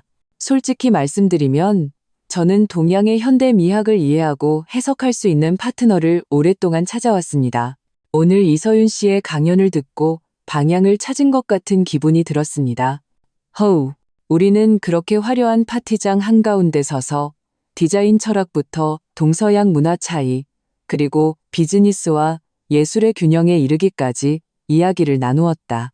그의 사고는 지극히 날카로웠고 견해는 독창적이었지만 말투에는 가르치려는 태도가 전혀 없었다. 오히려 평등하고 영감을 주는 교류에 가까웠다. 그는 지식이 풍부해서 고전 건축부터 현대 미술까지 막힘없이 이야기하면서도 잘난 체하는 느낌을 주지 않았다. 그와 대화하는 것은 매우 편안한 경험이었다. 그는 나의 모든 관점을 존중하고 진지하게 경청했으며 집중하는 눈빛으로 나를 바라보았다. 나는 오랜만에 진정으로 독립적이고 가치 있는 한계인으로 존중받는 느낌을 받았다. 파티가 끝난 후 그는 정중하게 추후 교류를 위해 연락처를 남겨도 될지 물었고 나는 흔쾌히 동의했다. 그 후 파리에 머무는 며칠 동안 우리는 2번 더 우연히 마주쳤다. 한 번은 오르세 미술관에서, 다른 한 번은 센강 좌안의 분위기 있는 고서점에서였다. 매번 만날 때마다 오랜 친구처럼 자연스럽게 예술, 삶, 여행에 대한 이야기를 나누었다. 편안하고 즐거운 시간이었다. 나는 의도적으로 그의 사적인 상황을 묻지 않았지만 대화와 행동에서 그가 매우 교양 있고 연애 경험은 복잡하지 않으며 가정과 배우자에 대한 가치관이 전통적이면서도 존중심이 깊다는 것을 느낄 수 있었다. 이것은 박지훈의 그 뼛속 깊은 나약함과 마마보이 기질과는 완전히 달랐다. 강태하의 성숙함, 안정감, 그리고 강인함은 내면에서 우러나오는 것이었고 충분한 자신감과 세상에 대한 깊은 이해를 바탕으로 한 것이었다. 한국에 돌아온 후 우리는 가끔 이메일로 업계 정보를 교류하거나 고급 업계 행사에서 만나 인사를 나누고 짧은 대화를 했다. 그는 결코 선을 넘거나 조급한 태도를 보이지 않고 적절한 거리와 품위를 유지했다. 하지만 이 희미한 연결은 마치 따뜻한 온천수처럼 메말랐던 내 감정의 세계를 조용히 적셔주었다. 나는 내 사업에 집중하며 유한 디자인을 새로운 차원으로 끌어올렸다. 그리고 박씨 집안에 대한 소식은 빛바랜 옛 사진처럼 점점 희미해졌다. 박지호는 완전히 폐인이 되어 직장도 잃고 얼마 안 되는 저축과 부모님의 도움으로 겨우 살아간다고 들었다. 가끔 싸구려 술집에서 만취한 초라한 모습이 목격된다고 했다. 박씨 집안은 완전히 몰락하여 더 이상 어떤 파문도 일으키지 못했다. 그러던 어느 초가을 저녁, 나는 야근을 마치고 회사 근처의 조용한 일식집에서 혼자 저녁을 먹고 있었다. 식당 분위기는 아늑했고 나는 창가 자리에 앉아 막 불이 켜지기 시작한 거리 풍경을 보고 있었다. 그때 강태하가 식당 문 앞에 나타났다. 그도 혼자인 듯했다. 그는 나를 보고 눈에 반가움이 스치더니 이내 내게로 걸어왔다. 목소리는 온화했다. 서윤 씨, 이런 우연이 혼자세요? 네, 강 대표님도요. 방금 일 끝났어요. 나는 미소 지으며 그에게 안기를 권했다. 이 우연한 저녁 식사는 편안하고 즐거웠다. 우리는 일외의 많은 이야기를 나누었다. 취미, 여행 중에 재미있는 일화, 심지어 몇몇 사회 현상에 대한 생각까지. 나는 우리 사이에 많은 공통된 가치관과 공감대가 있다는 것을 발견했다. 저녁 식사가 끝난 후 그는 나를 아파트까지 바래다 주었다. 내가 사는 건물 앞에 차가 멈췄을 때 그는 바로 작별 인사를 하지 않았다. 잠시 침묵이 흐른 후 그는 고개를 돌려 나를 보았다. 눈빛은 진지하고 부드러웠다. 서윤 씨, 당신을 알게 된 시간 동안 당신의 재능에 감탄했고 당신의 독립심과 강인함에 더욱 감탄했습니다. 당신이 힘든 결혼 생활을 겪었다는 것을 압니다. 그래서 섣불리 다가가지 못했습니다. 하지만 제게 기회를 주셨으면 합니다. 당신에게 구애하는 사람으로서 진지하고 정식으로 다가갈 기회를요. 그의 말은 솔직하고 직접적이었다. 화려한 수사도 계산된 행동도 없었다. 오직 진심과 존중만이 가득했다. 그는 내 과거를 분명히 알았지만 개의치 않았다. 오히려 지금의 나를 더 소중히 여겼다. 나는 그의 눈을 보았다. 그 안에는 계산도 탐욕도 없었다. 오직 맑은 존경과 진솔한 기대만이 담겨 있었다. 내 마음이 살짝 움직였다. 배신과 상처를 겪은 후 나는 감정에 대해 높은 벽을 쌓았다고 생각했다. 하지만 강태하의 등장은 한 줄기 햇살처럼 조용히 그 벽 안으로 들어왔다. 나는 바로 대답하지 않고 가볍게 미소 지었다. 고마워요, 태하 씨. 생각할 시간을 좀 주시겠어요? 물론입니다. 그는 이해한다는 듯 고개를 끄덕였다. 미소는 따뜻했다. 당신의 대답이 무엇이든 당신의 선택을 존중하는 것이 당신에 대한 저의 최소한의 진심입니다.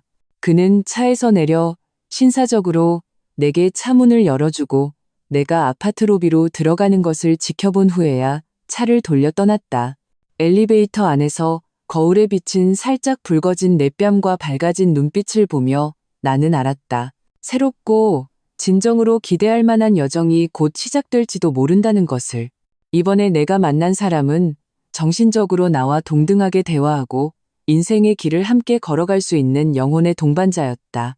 그리고 이 모든 것은 이미 과거가 되어버린 박씨 집안과는 아무런 관련이 없었다. 강태하의 고백은 마음의 호수에 던져진 돌멩이처럼 잔잔한 파문을 일으켰다. 내가 바로 답하지 않은 것은 망설여서가 아니라 내 마음을 확인하고 그의 진심을 지켜볼 시간이 필요했기 때문이다. 나는 더 이상 달콤한 말에 쉽게 넘어가는 어린 소녀가 아니었다.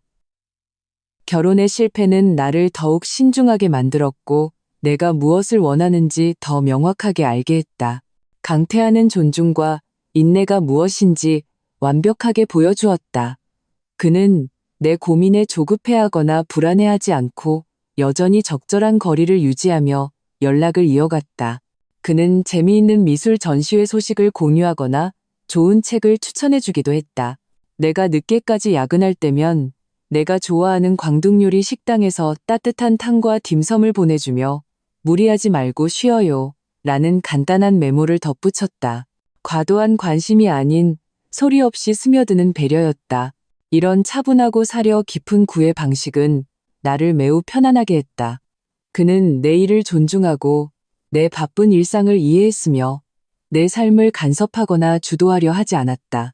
우리는 마치 각자의 궤도를 도는 독립된 행성 같았지만 서로의 인력에 이끌려 서서히 가까워지고 있었다. 한 번은 내 스튜디오가 대형 쇼핑몰의 공공예술 프로젝트를 맡았을 때 심사 과정에서 까다로운 기술적 문제에 부딪혔다. 몇몇 베테랑 엔지니어들도 난색을 표했다. 당시 나는 스트레스가 심했는데 밤에 강태하와 통화하다가 무심코 그 이야기를 꺼냈다. 목소리에는 피곤함이 묻어 있었다. 그는 조용히 듣고 나서 바로 해결책을 제시하는 대신 온화하게 말했다. 너무 조급해하지 말아요. 때로는 다른 각도에서 봐야 문제가 풀리기도 하니까요. 제가 아는 독일의 구조 전문가가 있는데 이런 문제를 다루는데 권위자예요. 괜찮다면 연락처를 주거나 화상회의를 주선해 줄 수 있어요. 그는 내가 해결해 주겠다고 말하지 않았다. 대신 실질적인 인맥을 제공하며 내 전문적인 주도권을 충분히 존중해 주었다. 나는 기쁘게 받아들였고 나중에 그 전문가의 원격 지도로 문제는 순조롭게 해결되었다. 이 일을 통해 나는 그가 사려 깊은 연인일 뿐만 아니라 함께 싸울 수 있는 동반자라는 것을 알게 되었다. 그의 인맥과 넓은 시야는 내가 필요할 때 강력한 지원이 되어주면서도 나를 억압하지 않았다. 만남이 잦아질수록 나는 그를 더 깊이 알게 되었고 그의 성숙하고 안정적이면서도 유머 감각을 잃지 않는 모습에 더욱 끌렸다. 높은 자리에 있으면서도 조금의 거만함도 없었고 사업에 대한 큰 포부를 가졌으면서도 삶의 섬세한 취향을 즐길 줄 알았다. 가장 중요한 것은 그가 선하고 포용력 있는 마음을 가졌다는 것이다. 그는 몇몇 빈곤 지역의 어린이 예술 교육 프로젝트를 후원하면서도 전혀 티를 내지 않았다. 한 번은 우연히 그의 서재에서 아이들의 감사 편지와 그림을 보고서야 그 사실을 알게 되었다. 그 순간 내 마음 한구석이 부드럽게 움직였다. 그가 고백한 지 약 2달 후 어느 주말 저녁 그는 도시의 야경이 한눈에 보이는 회전 레스토랑으로 나를 초대했다. 거창한 의식은 없었다. 부드러운 음악, 정갈한 음식, 그리고 창밖의 찬란한 불빛뿐이었다. 식사가 끝날 무렵 그는 벨벳 상자를 꺼냈다. 안에는 다이아몬드 반지가 아닌 매우 정교하게 디자인된 브로치가 들어있었다. 날개를 펼친 나비 모양의 사파이어와 다이아몬드가 밝혀 불빛 아래 영롱하게 빛났다. 서윤 씨, 그는 나를 보며 부드럽고 확고한 눈빛으로 말했다. 이 두 달은 제 인생에서 가장 충실하고 행복한 시간이었습니다. 당신의 재능, 독립심, 강인함을 보았고 당신의 부드러움과 선함도 느꼈습니다. 저는 더욱 확신하게 되었습니다. 당신이 바로 제가 오랫동안 기다려온 사람이라는 것을요. 이 브로치의 이름은 신성입니다. 당신에게 잘 어울릴 것 같았어요. 제가 앞으로 당신에게 얼마나 많은 것을 줄 수 있을지는 모르겠습니다. 하지만 약속합니다. 제 모든 사랑과 존중으로 당신의 미소를 지키고 당신의 꿈을 지지하겠습니다. 제 여자친구가 되어주시겠습니까? 강요하는 태도도 거창한 맹세도 없었다. 오직 진솔한 고백과 진중한 약속뿐이었다. 나는 그의 깊고 솔직한 눈을 바라보았다. 그리고 번데기를 깨고 나와 새롭게 태어나는 것을 상징하는 신생 브로치를 보았다. 마음속 마지막 망설임이 눈 녹듯 사라졌다. 나는 미소 지으며 그가 내민 손 위에 내 손을 가볍게 얹었다. 좋아요. 그 한마디로 우리의 연애는 시작되었다. 우리의 관계는 안정적이고 깊게 발전했다. 그는 나를 자신의 친구들에게 소개했고 그들은 모두 교양 있고 넓은 시야를 가진 사람들이었다. 아무도 내 과거에 대해 이상한 시선으로 보지 않았고 진심 어린 축복과 존경을 보내주었다.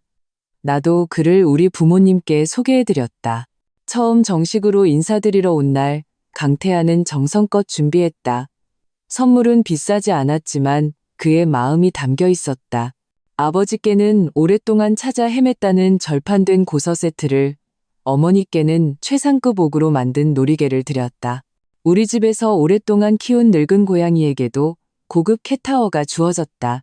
그는 겸손하고 예의 발랐으며 아버지와는 역사와 철학을, 어머니와는 건강과 원예에 대해 이야기하며 화기애애한 분위기를 만들었다. 식사 후 아버지는 조용히 내게 말씀하셨다. 서윤아, 태아 그 아이, 듬직하고 믿음직스럽구나.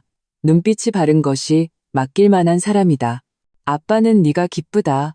어머니는 내 손을 잡고 눈시울을 붉히셨다. 우리 딸, 고생 끝에 드디어 좋은 사람 만났구나. 부모님의 축복을 받자 내 마음은 완전히 안정되었다. 그의 가족에 대해서도 그는 일찌감치 솔직하게 이야기해 주었다. 어머니는 일찍 돌아가셨고 아버지는 유성그룹의 창업주로 지금은 반쯤 은퇴하여 손주들을 돌보며 지내신다고 했다. 강태아에게는 결혼한 누나가 한 명 있는데 동생의 결혼에 관심이 많지만 그의 선택을 존중해 준다고 했다. 그는 양평에 있는 아버지의 고즈넉한 별장에서 가족 모임을 주선했다. 아버님은 기력이 넘치고 눈빛이 예리하셨지만 권위적이지 않고 내게 매우 온화하게 대해주셨다. 내일과 미래에 대한 생각을 물으시고는 만족스럽게 고개를 끄덕이며 강태아에게 말씀하셨다. 안목이 있구나. 서윤 양은 영민하고 꿋꿋한 아이야. 너보다 낫다. 이 모든 것은 과거 박씨 집안에서 느꼈던 계산적이고 속물적이며 억압적인 분위기와는 천지 차이였다. 강태아의 집안에서 나는 진정한 존중, 수용, 그리고 따뜻함을 느꼈다. 내 과거에 대해 강태아는 먼저 묻지 않았지만 피하지도 않았다. 한 번은 우리가 성장 과정에 대해 이야기하다가 내가 실패한 결혼에 대해 간단히 언급했다. 자세한 내용은 생략하고 가치관이 맞지 않아 평화롭게 헤어졌다고만 말했다. 그는 조용히 듣고 있다가 내 손을 잡으며 말했다. 다 지난 일이에요. 중요한 건 지금과 미래죠. 당신은 세상에서 가장 좋은 것을 받을 자격이 있어요. 그의 포용과 이해는 나를 완전히 해방시켰다. 그 끔찍했던 과거는 마침내 진정한 과거가 되었다. 우리의 연애는 조용했지만 강태아의 신분 때문에 서서히 상류층 사회에 알려지기 시작했다. 당연히 내가 잊어버린 그곳 박씨 집안에도 소식이 들어갔다. 김미숙은 그 소식을 들었을 때 다음 달에 갚아야 할 위자료 때문에 골머리를 앓고 있었다고 한다. 그 자리에서 약 그릇을 내던지며 울고불고 소리를 질렀다고 한다. 이서윤 그년 무슨 복이 있어서 더 부잣집 놈을 꼬셨냐는 식의 악담과 저주를 퍼부었다고.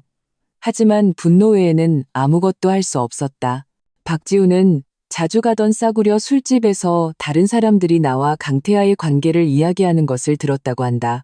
소문은 이미 결혼 이야기까지 부풀려져 있었다. 그는 그 자리에서 술병을 깨고 미친 사람처럼 통곡하다가 결국 술집에서 쫓겨나 더 큰 웃음거리가 되었다고 한다. 이런 소식들은 마치 하룻밤 묵은 음식물 쓰레기 냄새처럼 가끔 희미하게 풍겨왔지만 더 이상 내게 아무런 영향을 미치지 못했다. 그들의 지독한 후회와 초라함은 지금 나의 행복과 충만함에 비하면 먼지처럼 미미했다. 나와 강태하의 사랑은 시간 속에서 더욱 깊어졌다. 우리는 서로 독립적이면서도 의지하고 각자의 삶을 살면서도 함께 성장했다. 나는 알았다. 내가 드디어 올바른 사람을 만났다는 것을. 모든 방어막을 내리고 안심하고 기댈 수 있는 남은 생을 함께할 사람을. 이보다 더 좋은 인연은 없을 것이다. 강태하와의 연애는 꿀처럼 달콤했다. 매일이 충실하고 따뜻했다. 우리는 각자 일에 바빴지만 항상 절묘한 접점을 찾았다. 내가 디자인 때문에 골머리를 앓고 있으면 그는 딱 맞는 타이밍에 따뜻한 커피를 가져다 주거나 그저 조용히 내 곁을 지키며 든든한 포옹을 해주었다. 내가 그가 힘든 비즈니스 협상을 하는 틈에 편안한 음악이나 재미있는 사진을 보내주면 그의 긴장된 신경은 잠시나마 이완되었다. 우리는 더 이상 외로운 섬이 아니었다. 서로에게 가장 안전한 항구였다. 연애 1주년 기념일이 다가왔다. 강태하는 오래전부터 비밀스럽게 특별한 곳에 데려가 축하해주겠다고 했다. 나는 웃으며 응했고 마음속으로 기대했다. 기념일 당일 그는 직접 차를 몰고 나를 데리러 왔다. 거창한 의전은 없었다. 오직 그의 부드러운 미소와 정성껏 고른 옷차림뿐이었다. 차는 유명한 레스토랑이나 호텔이 아닌 서울 근교로 향했다. 마침내 울창한 숲속에 자리 잡은 현대적인 건물 앞에 멈춰섰다. 여기는? 나는 의아했다. 개인 미술관이나 고급 클럽 같았지만 간판이 없었다. 강태하는 내 손을 잡았다. 그의 눈은 신비롭고 흥분된 빛으로 반짝였다. 들어가 보면 알아요. 당신을 위한 1주년 선물. 두꺼운 유리문을 열고 들어선 순간 눈앞에 펼쳐진 광경에 나는 숨을 멈췄다. 그곳은 분명 예술 공간이었지만 지금은 다른 관람객이 아무도 없었다. 내 심장 소리가 들릴 정도로 조용했다. 넓고 밝은 전시실은 정성껏 꾸며져 있었고 부드러운 조명이 전시품들을 비추고 있었다. 그런데 그 전시품들은 놀랍게도 모두 내가 어릴 때부터 지금까지 작업했던 디자인 작품들이었다. 학생 시절의 풋풋한 스케치와 모형부터 유한 디자인을 설립한 후에 모든 중요한 프로젝트들, 처음으로 상을 받았던 카페 리모델링, 나를 유명하게 만든 낡은 공장 재탄생 프로젝트, 고급 펜션 단지의 정교한 조감도, 심지어 내가 한 번도 공개하지 않았던 개인적인 스케치와 영감 노트까지 그것들은 교묘하게 배치되고 확대되거나 미디어 아트로 재구성되어 내 디자인 인생 전체를 잇는 하나의 맥락을 이루고 있었다. 마치 내 영혼에 대한 깊이 있는 전시회 같았다. 나를 더욱 감동시킨 것은 모든 작품 옆에 강태하가 직접 쓴 글이 덧붙여져 있었다는 점이다. 때로는 전문적인 평론이, 때로는 작품을 보았을 때의 감상이, 때로는 그저 당신이 자랑스럽습니다. 라는 간단한 한마디가. 그의 필체는 힘있고 글자 사이사이에는 내 재능에 대한 깊은 이해와 진심 어린 존경, 그리고 아낌없는 지지가 담겨 있었다. 이걸 언제 다 준비했어요? 내 목소리가 떨렸고 눈시울이 순식간에 붉어졌다. 흩어져 있던 이 작품들을 모으려면 얼마나 많은 시간과 노력이 들었을까. 특히 내가 거의 잊고 있었던 초기 스케치들까지 강태하는 나를 부드럽게 안아주었다. 목소리는 낮고 온화했다. 당신과 평생을 함께하기로 결심한 순간부터 몰래 준비했어요. 모든 사람에게, 그리고 당신 자신에게도 알려주고 싶었어요. 이서윤이라는 사람이 얼마나 훌륭한지, 그녀의 모든 성장 과정이 기억되고 축하받을 가치가 있다는 것을. 그는 내 손을 잡고 천천히 전시 공간을 걸었다. 마치 우리가 서로를 알아온 시간을 거니는 것 같았다. 전시실 끝에는 거대한 통유리창이 있었다. 창밖으로는 정성껏 가꾼 비밀 정원이 펼쳐져 있었다. 밤이 깊어지자 따뜻한 노란색의 조명들이 정원을 꿈처럼 아름답게 수놓았다. 우리가 창가에 다가선 순간 정원의 조명이 갑자기 바뀌고 부드러운 음악이 흘러나왔다. 바닥에는 장미꽃잎으로 작은 길이 만들어져 있었고 그 길의 끝에는 꽃과 조명으로 만든 하트 모양의 아치가 있었다. 강태하는 내 손을 놓고 한 걸음 뒤로 물러섰다. 그리고 밤하늘의 별빛과 따뜻한 조명 아래 그는 한쪽 무릎을 꿇었다. 화려한 연출도 구경꾼도 없었다. 오직 우리 두 사람과 내 개인적인 흔적으로 가득한 이 공간뿐이었다.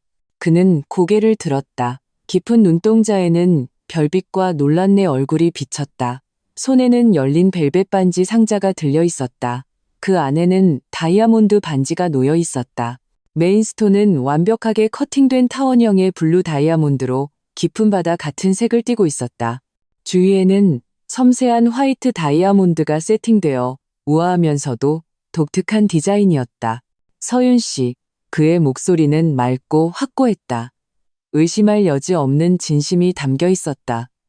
지난 1년은 제 인생에서 가장 아름다운 시간이었습니다. 당신의 미소는 제 모든 피로를 치유했고 당신의 강인함은 제가 어떤 도전에도 맞설 용기를 주었습니다. 당신의 재능은 제가 세상에 더 많은 가능성을 보게 했습니다. 사랑합니다. 당신의 모든 것을 사랑합니다. 당신의 과거가 지금의 당신을 만들었기에 그 과거마저 사랑하고 지금과 미래의 당신을 더욱 사랑합니다. 결혼이 당신에게 한때 상처였다는 것을 압니다. 하지만 제게 기회를 주십시오. 제 남은 모든 날들로 진정한 결혼이란 서로를 성장시키고 서로에게 힘이 되어주는 것임을 증명하게 해주세요. 당신과 나, 우리 둘만을 위한 사랑과 존중으로 가득한 작은 세상을 만들고 싶습니다. 이서윤 씨 사랑합니다. 저와 결혼해 주시겠습니까? 제 아내가 되어 남은 모든 인생의 여정을 함께 걸어주시겠습니까? 그의 시선은 뜨겁고 집중되어 있었다. 모든 글자가 내 심장을 두드렸다.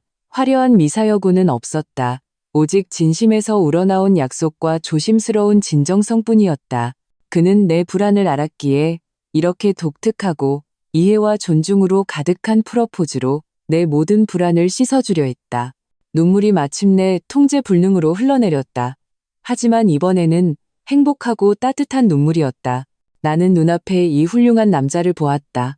그는 강하지만 부드러웠고 부유하지만 겸손했다. 그는 나를 이해하고 존중하고 지지하고 있는 그대로의 나를 사랑해 주었다. 나는 손을 내밀었다. 그가 영원과 깊은 바다를 상징하는 그 블루 다이아몬드 반지를 내 약지에 부드럽게 끼워주는 것을 느꼈다. 사이즈는 완벽하게 맞았. 네, 좋아요. 내 목소리는 울먹였지만 더없이 맑고 확고했다. 강태하의 눈에 순식간에 커다란 기쁨이 피어올랐다. 그는 일어나 나를 힘껏 껴안았다. 마치 나를 자신의 뼛속에 새기려는 듯이. 우리는 별빛 아래 오직 우리 두 사람만을 위한 이서윤 디자인 회고전에서 깊이 입을 맞추었다. 이 순간 세상에는 오직 서로의 심장 소리와 숨결만이 존재했다. 프로포즈 성공 소식은 일부러 알리지 않았지만 강태하의 신분 때문에 최상류층 사이에서는 금방 퍼져나갔다. 눈송이처럼 축하가 쏟아졌고 우리 부모님은 기쁨의 눈물을 흘리시며 완전히 마음을 놓으셨다. 물론 그 소식은 날개라도 달린 듯 내가 잊고 지내던 그곳에도 전해졌다. 박지우는 자주 가던 싸구려 술집에서 다른 사람들이 유성그룹 강태하 대표 약혼녀 이서윤을 위해 수십억 원을 들여 개인 디자인 전시회를 열고 로맨틱하게 프러포즈하다는 뉴스를 떠드는 것을 들었다고 한다. 그는 처음에는 멍하니 있다가 이내 모든 힘이 빠진 듯 더러운 소파에 주저앉았다고 한다. 텅 빈 눈으로 블루 다이아몬드, 개인 전시회, 정말로 하늘로 날아갔구나 라고 중얼거렸다고. 그리고는 독한 술을 병째 들이켜고 테이블에 엎드려 통곡하다가 주위의 경멸과 조롱을 받았다. 그의 인생은 완전히 진창이 되어 더 이상 나와 어떤 교점도 가질 수 없었다. 김미숙은 그 소식을 듣고 지병이 재발해 병원에 입원했다고 한다. 입으로는 계속 엇보니 내가 눈이 멀었다느니 하는 말을 되뇌었지만 더 이상 아무도 그의 안위를 신경 쓰지 않았다. 박씨 집안은 내 세상에서 완전히 사라졌다. 나는 거대한 행복과 기대감 속에서 강태하와 함께 기쁨의 차오리의 결혼식을 준비하기 시작했다. 이번에 나는 가장 아름다운 웨딩드레스를 입고 진정으로 평생을 맡길 수 있는 남자에게로 걸어갈 것이다. 사랑과 존중으로 가득한 새로운 여정을 시작할 것이다. 세기의 프러포즈는 우리 행복의 시작일 뿐이었다. 결혼 준비 과정은 달콤함과 기대로 가득했다. 강태하는 결혼식 기획의 모든 권한을 내게 맡겼다. 그의 말로는 이건 당신의 무대예요. 당신이 좋아하는 것이 내가 좋아하는 것이라고 했다. 하지만 그는 뒷짐만 지고 있지 않았다. 조용히 내게 가장 든든한 지원을 해주었다. 장소 선정부터 세부 사항 확인까지 그는 모든 과정에 참여하며 가장 진심 어린 조언과 충분한 자원을 제공했다. 우리는 전통적인 호텔 대신 강씨 집안의 개인 소유인 산과물이 어우러진 양평의 한 저택을 선택했다. 최고의 디자이너가 리모델링한 그곳은 한국적인 정원의 정취와 현대적인 미니멀리즘 미학이 조화를 이루어 내 디자인 철학과도 잘 맞았다. 결혼식의 주제는 신생, 신성, 공생, 공성으로 정했다. 각자 시련을 겪은 후 만나 서로를 알아가며 함께 새로운 삶의 장을 연다는 의미였다. 결혼식 청첩장은 내가 직접 디자인했다. 은은한 무늬가 있는 특수 용지에 나와 강태하의 이름 이니셜을 엮은 로고를 금박으로 새겨 넣어 단순하면서도 고상한 느낌을 주었다. 하객 명단은 신중하게 선정했다. 양가 직계 가족과 친한 친구들, 그리고 정말 중요한 비즈니스 파트너와 사회 저명 인사들만 초대했다. 불필요한 사람들은 배제하여 결혼식의 프라이버시와 품격을 지켰다. 결혼식 일주일 전 나는 친정으로 돌아와 지냈다. 어머니는 내 손을 잡고 눈시울을 붉히시며 아내로서의 도리를 거듭 당부하셨지만 그보다는 감출 수 없는 안도와 기쁨이 더 컸다. 아버지는 여느 때처럼 묵직하셨다. 그저 내 어깨를 두드리며 말씀하셨다. 서윤아, 태아는 좋은 아이다. 아빠는 마음이 놓인다. 앞으로 서로 존중하고 사랑하며 함께 나아가거라. 결혼식 당일 하늘은 맑고 햇살은 따뜻했다. 저택은 마치 동화 속처럼 꾸며졌다. 흰색 꽃과 녹색 덩굴이 어우러지고 공기 중에는 은은한 꽃향기가 퍼졌다. 보안은 철저했고 어떤 외부인의 출입이나 언론의 몰래 촬영도 허용되지 않았다. 결혼식은 완벽히 사적이고 따뜻한 분위기 속에서 진행되었다. 나는 프랑스 최고의 웨딩드레스 브랜드에서 맞춤 제작한 드레스를 입었다. 복잡한 레이스나 과장된 스커트 대신 유려한 라인과 미니멀한 재단이 내 몸매를 완벽하게 드러내주었다. 베일은 섬세한 레이스로 장식되어 있었고 귀여운 화동들이 그 긴 자락을 들었다. 내가 아버지의 팔짱을 끼고 꽃으로 장식된 아치 아래서 기다리는 강태하를 향해 천천히 걸어갈 때 모든 하객들은 저절로 조용해졌다. 그들의 시선에는 축복과 감탄이 가득했다. 강태하는 클래식한 블랙 턱시도를 입고 있었다. 훤칠한 키에 기품이 넘쳤다. 그가 천천히 걸어오는 나를 보았을 때 그의 눈에는 감출 수 없는 감탄과 녹아내릴 듯한 사랑이 담겨 있었다. 아버지는 내 손을 그의 손에 정중하게 넘겨주셨다. 강태하는 내 손을 꽉 잡으며 낮지만 확고한 목소리로 아버지께 말했다. 아버님, 걱정 마십시오. 제 평생을 바쳐 서윤 씨를 사랑하고 아끼겠습니다. 복잡한 의식은 없었다. 덕망 높은 어른의 주례로 간단하고 경건하게 진행되었다. 반지 교환 순서에서 강태하는 프러포즈 때 주었던 그 독특한 블루 다이아몬드 반지를 내게 끼워주었다. 나는 그에게 심플하고 세련된 플래티넘 반지를 끼워주었다. 반지 안쪽에는 우리 이름의 이니셜과 결혼 날짜가 새겨져 있었다. 그가 네, 사랑합니다 라고 말할 때 목소리는 묵직하고 힘찼다. 평생의 약속이 담겨 있었다. 내가, 네, 사랑합니다라고 말할 때 마음은 미래에 대한 확신과 행복으로 가득 찼다. 예식이 끝난 후에는 따뜻한 만찬이 이어졌다. 과시적인 분위기는 없었지만 모든 세부 사항에서 품격이 느껴졌다. 메뉴는 나와 강태하가 함께 정했다. 한식과 양식이 조화를 이루었고 제철 최상급 식재료를 사용했다. 밴드는 부드럽고 우아한 재즈를 연주했고 하객들은 조용히 대화를 나누었다. 분위기는 화기애애하고 고상했다. 강태하의 축사는 짧았지만 진심이 담겨 있었다. 그는 우리 부모님께 그리고 참석해주신 하객들께 감사 인사를 전했다.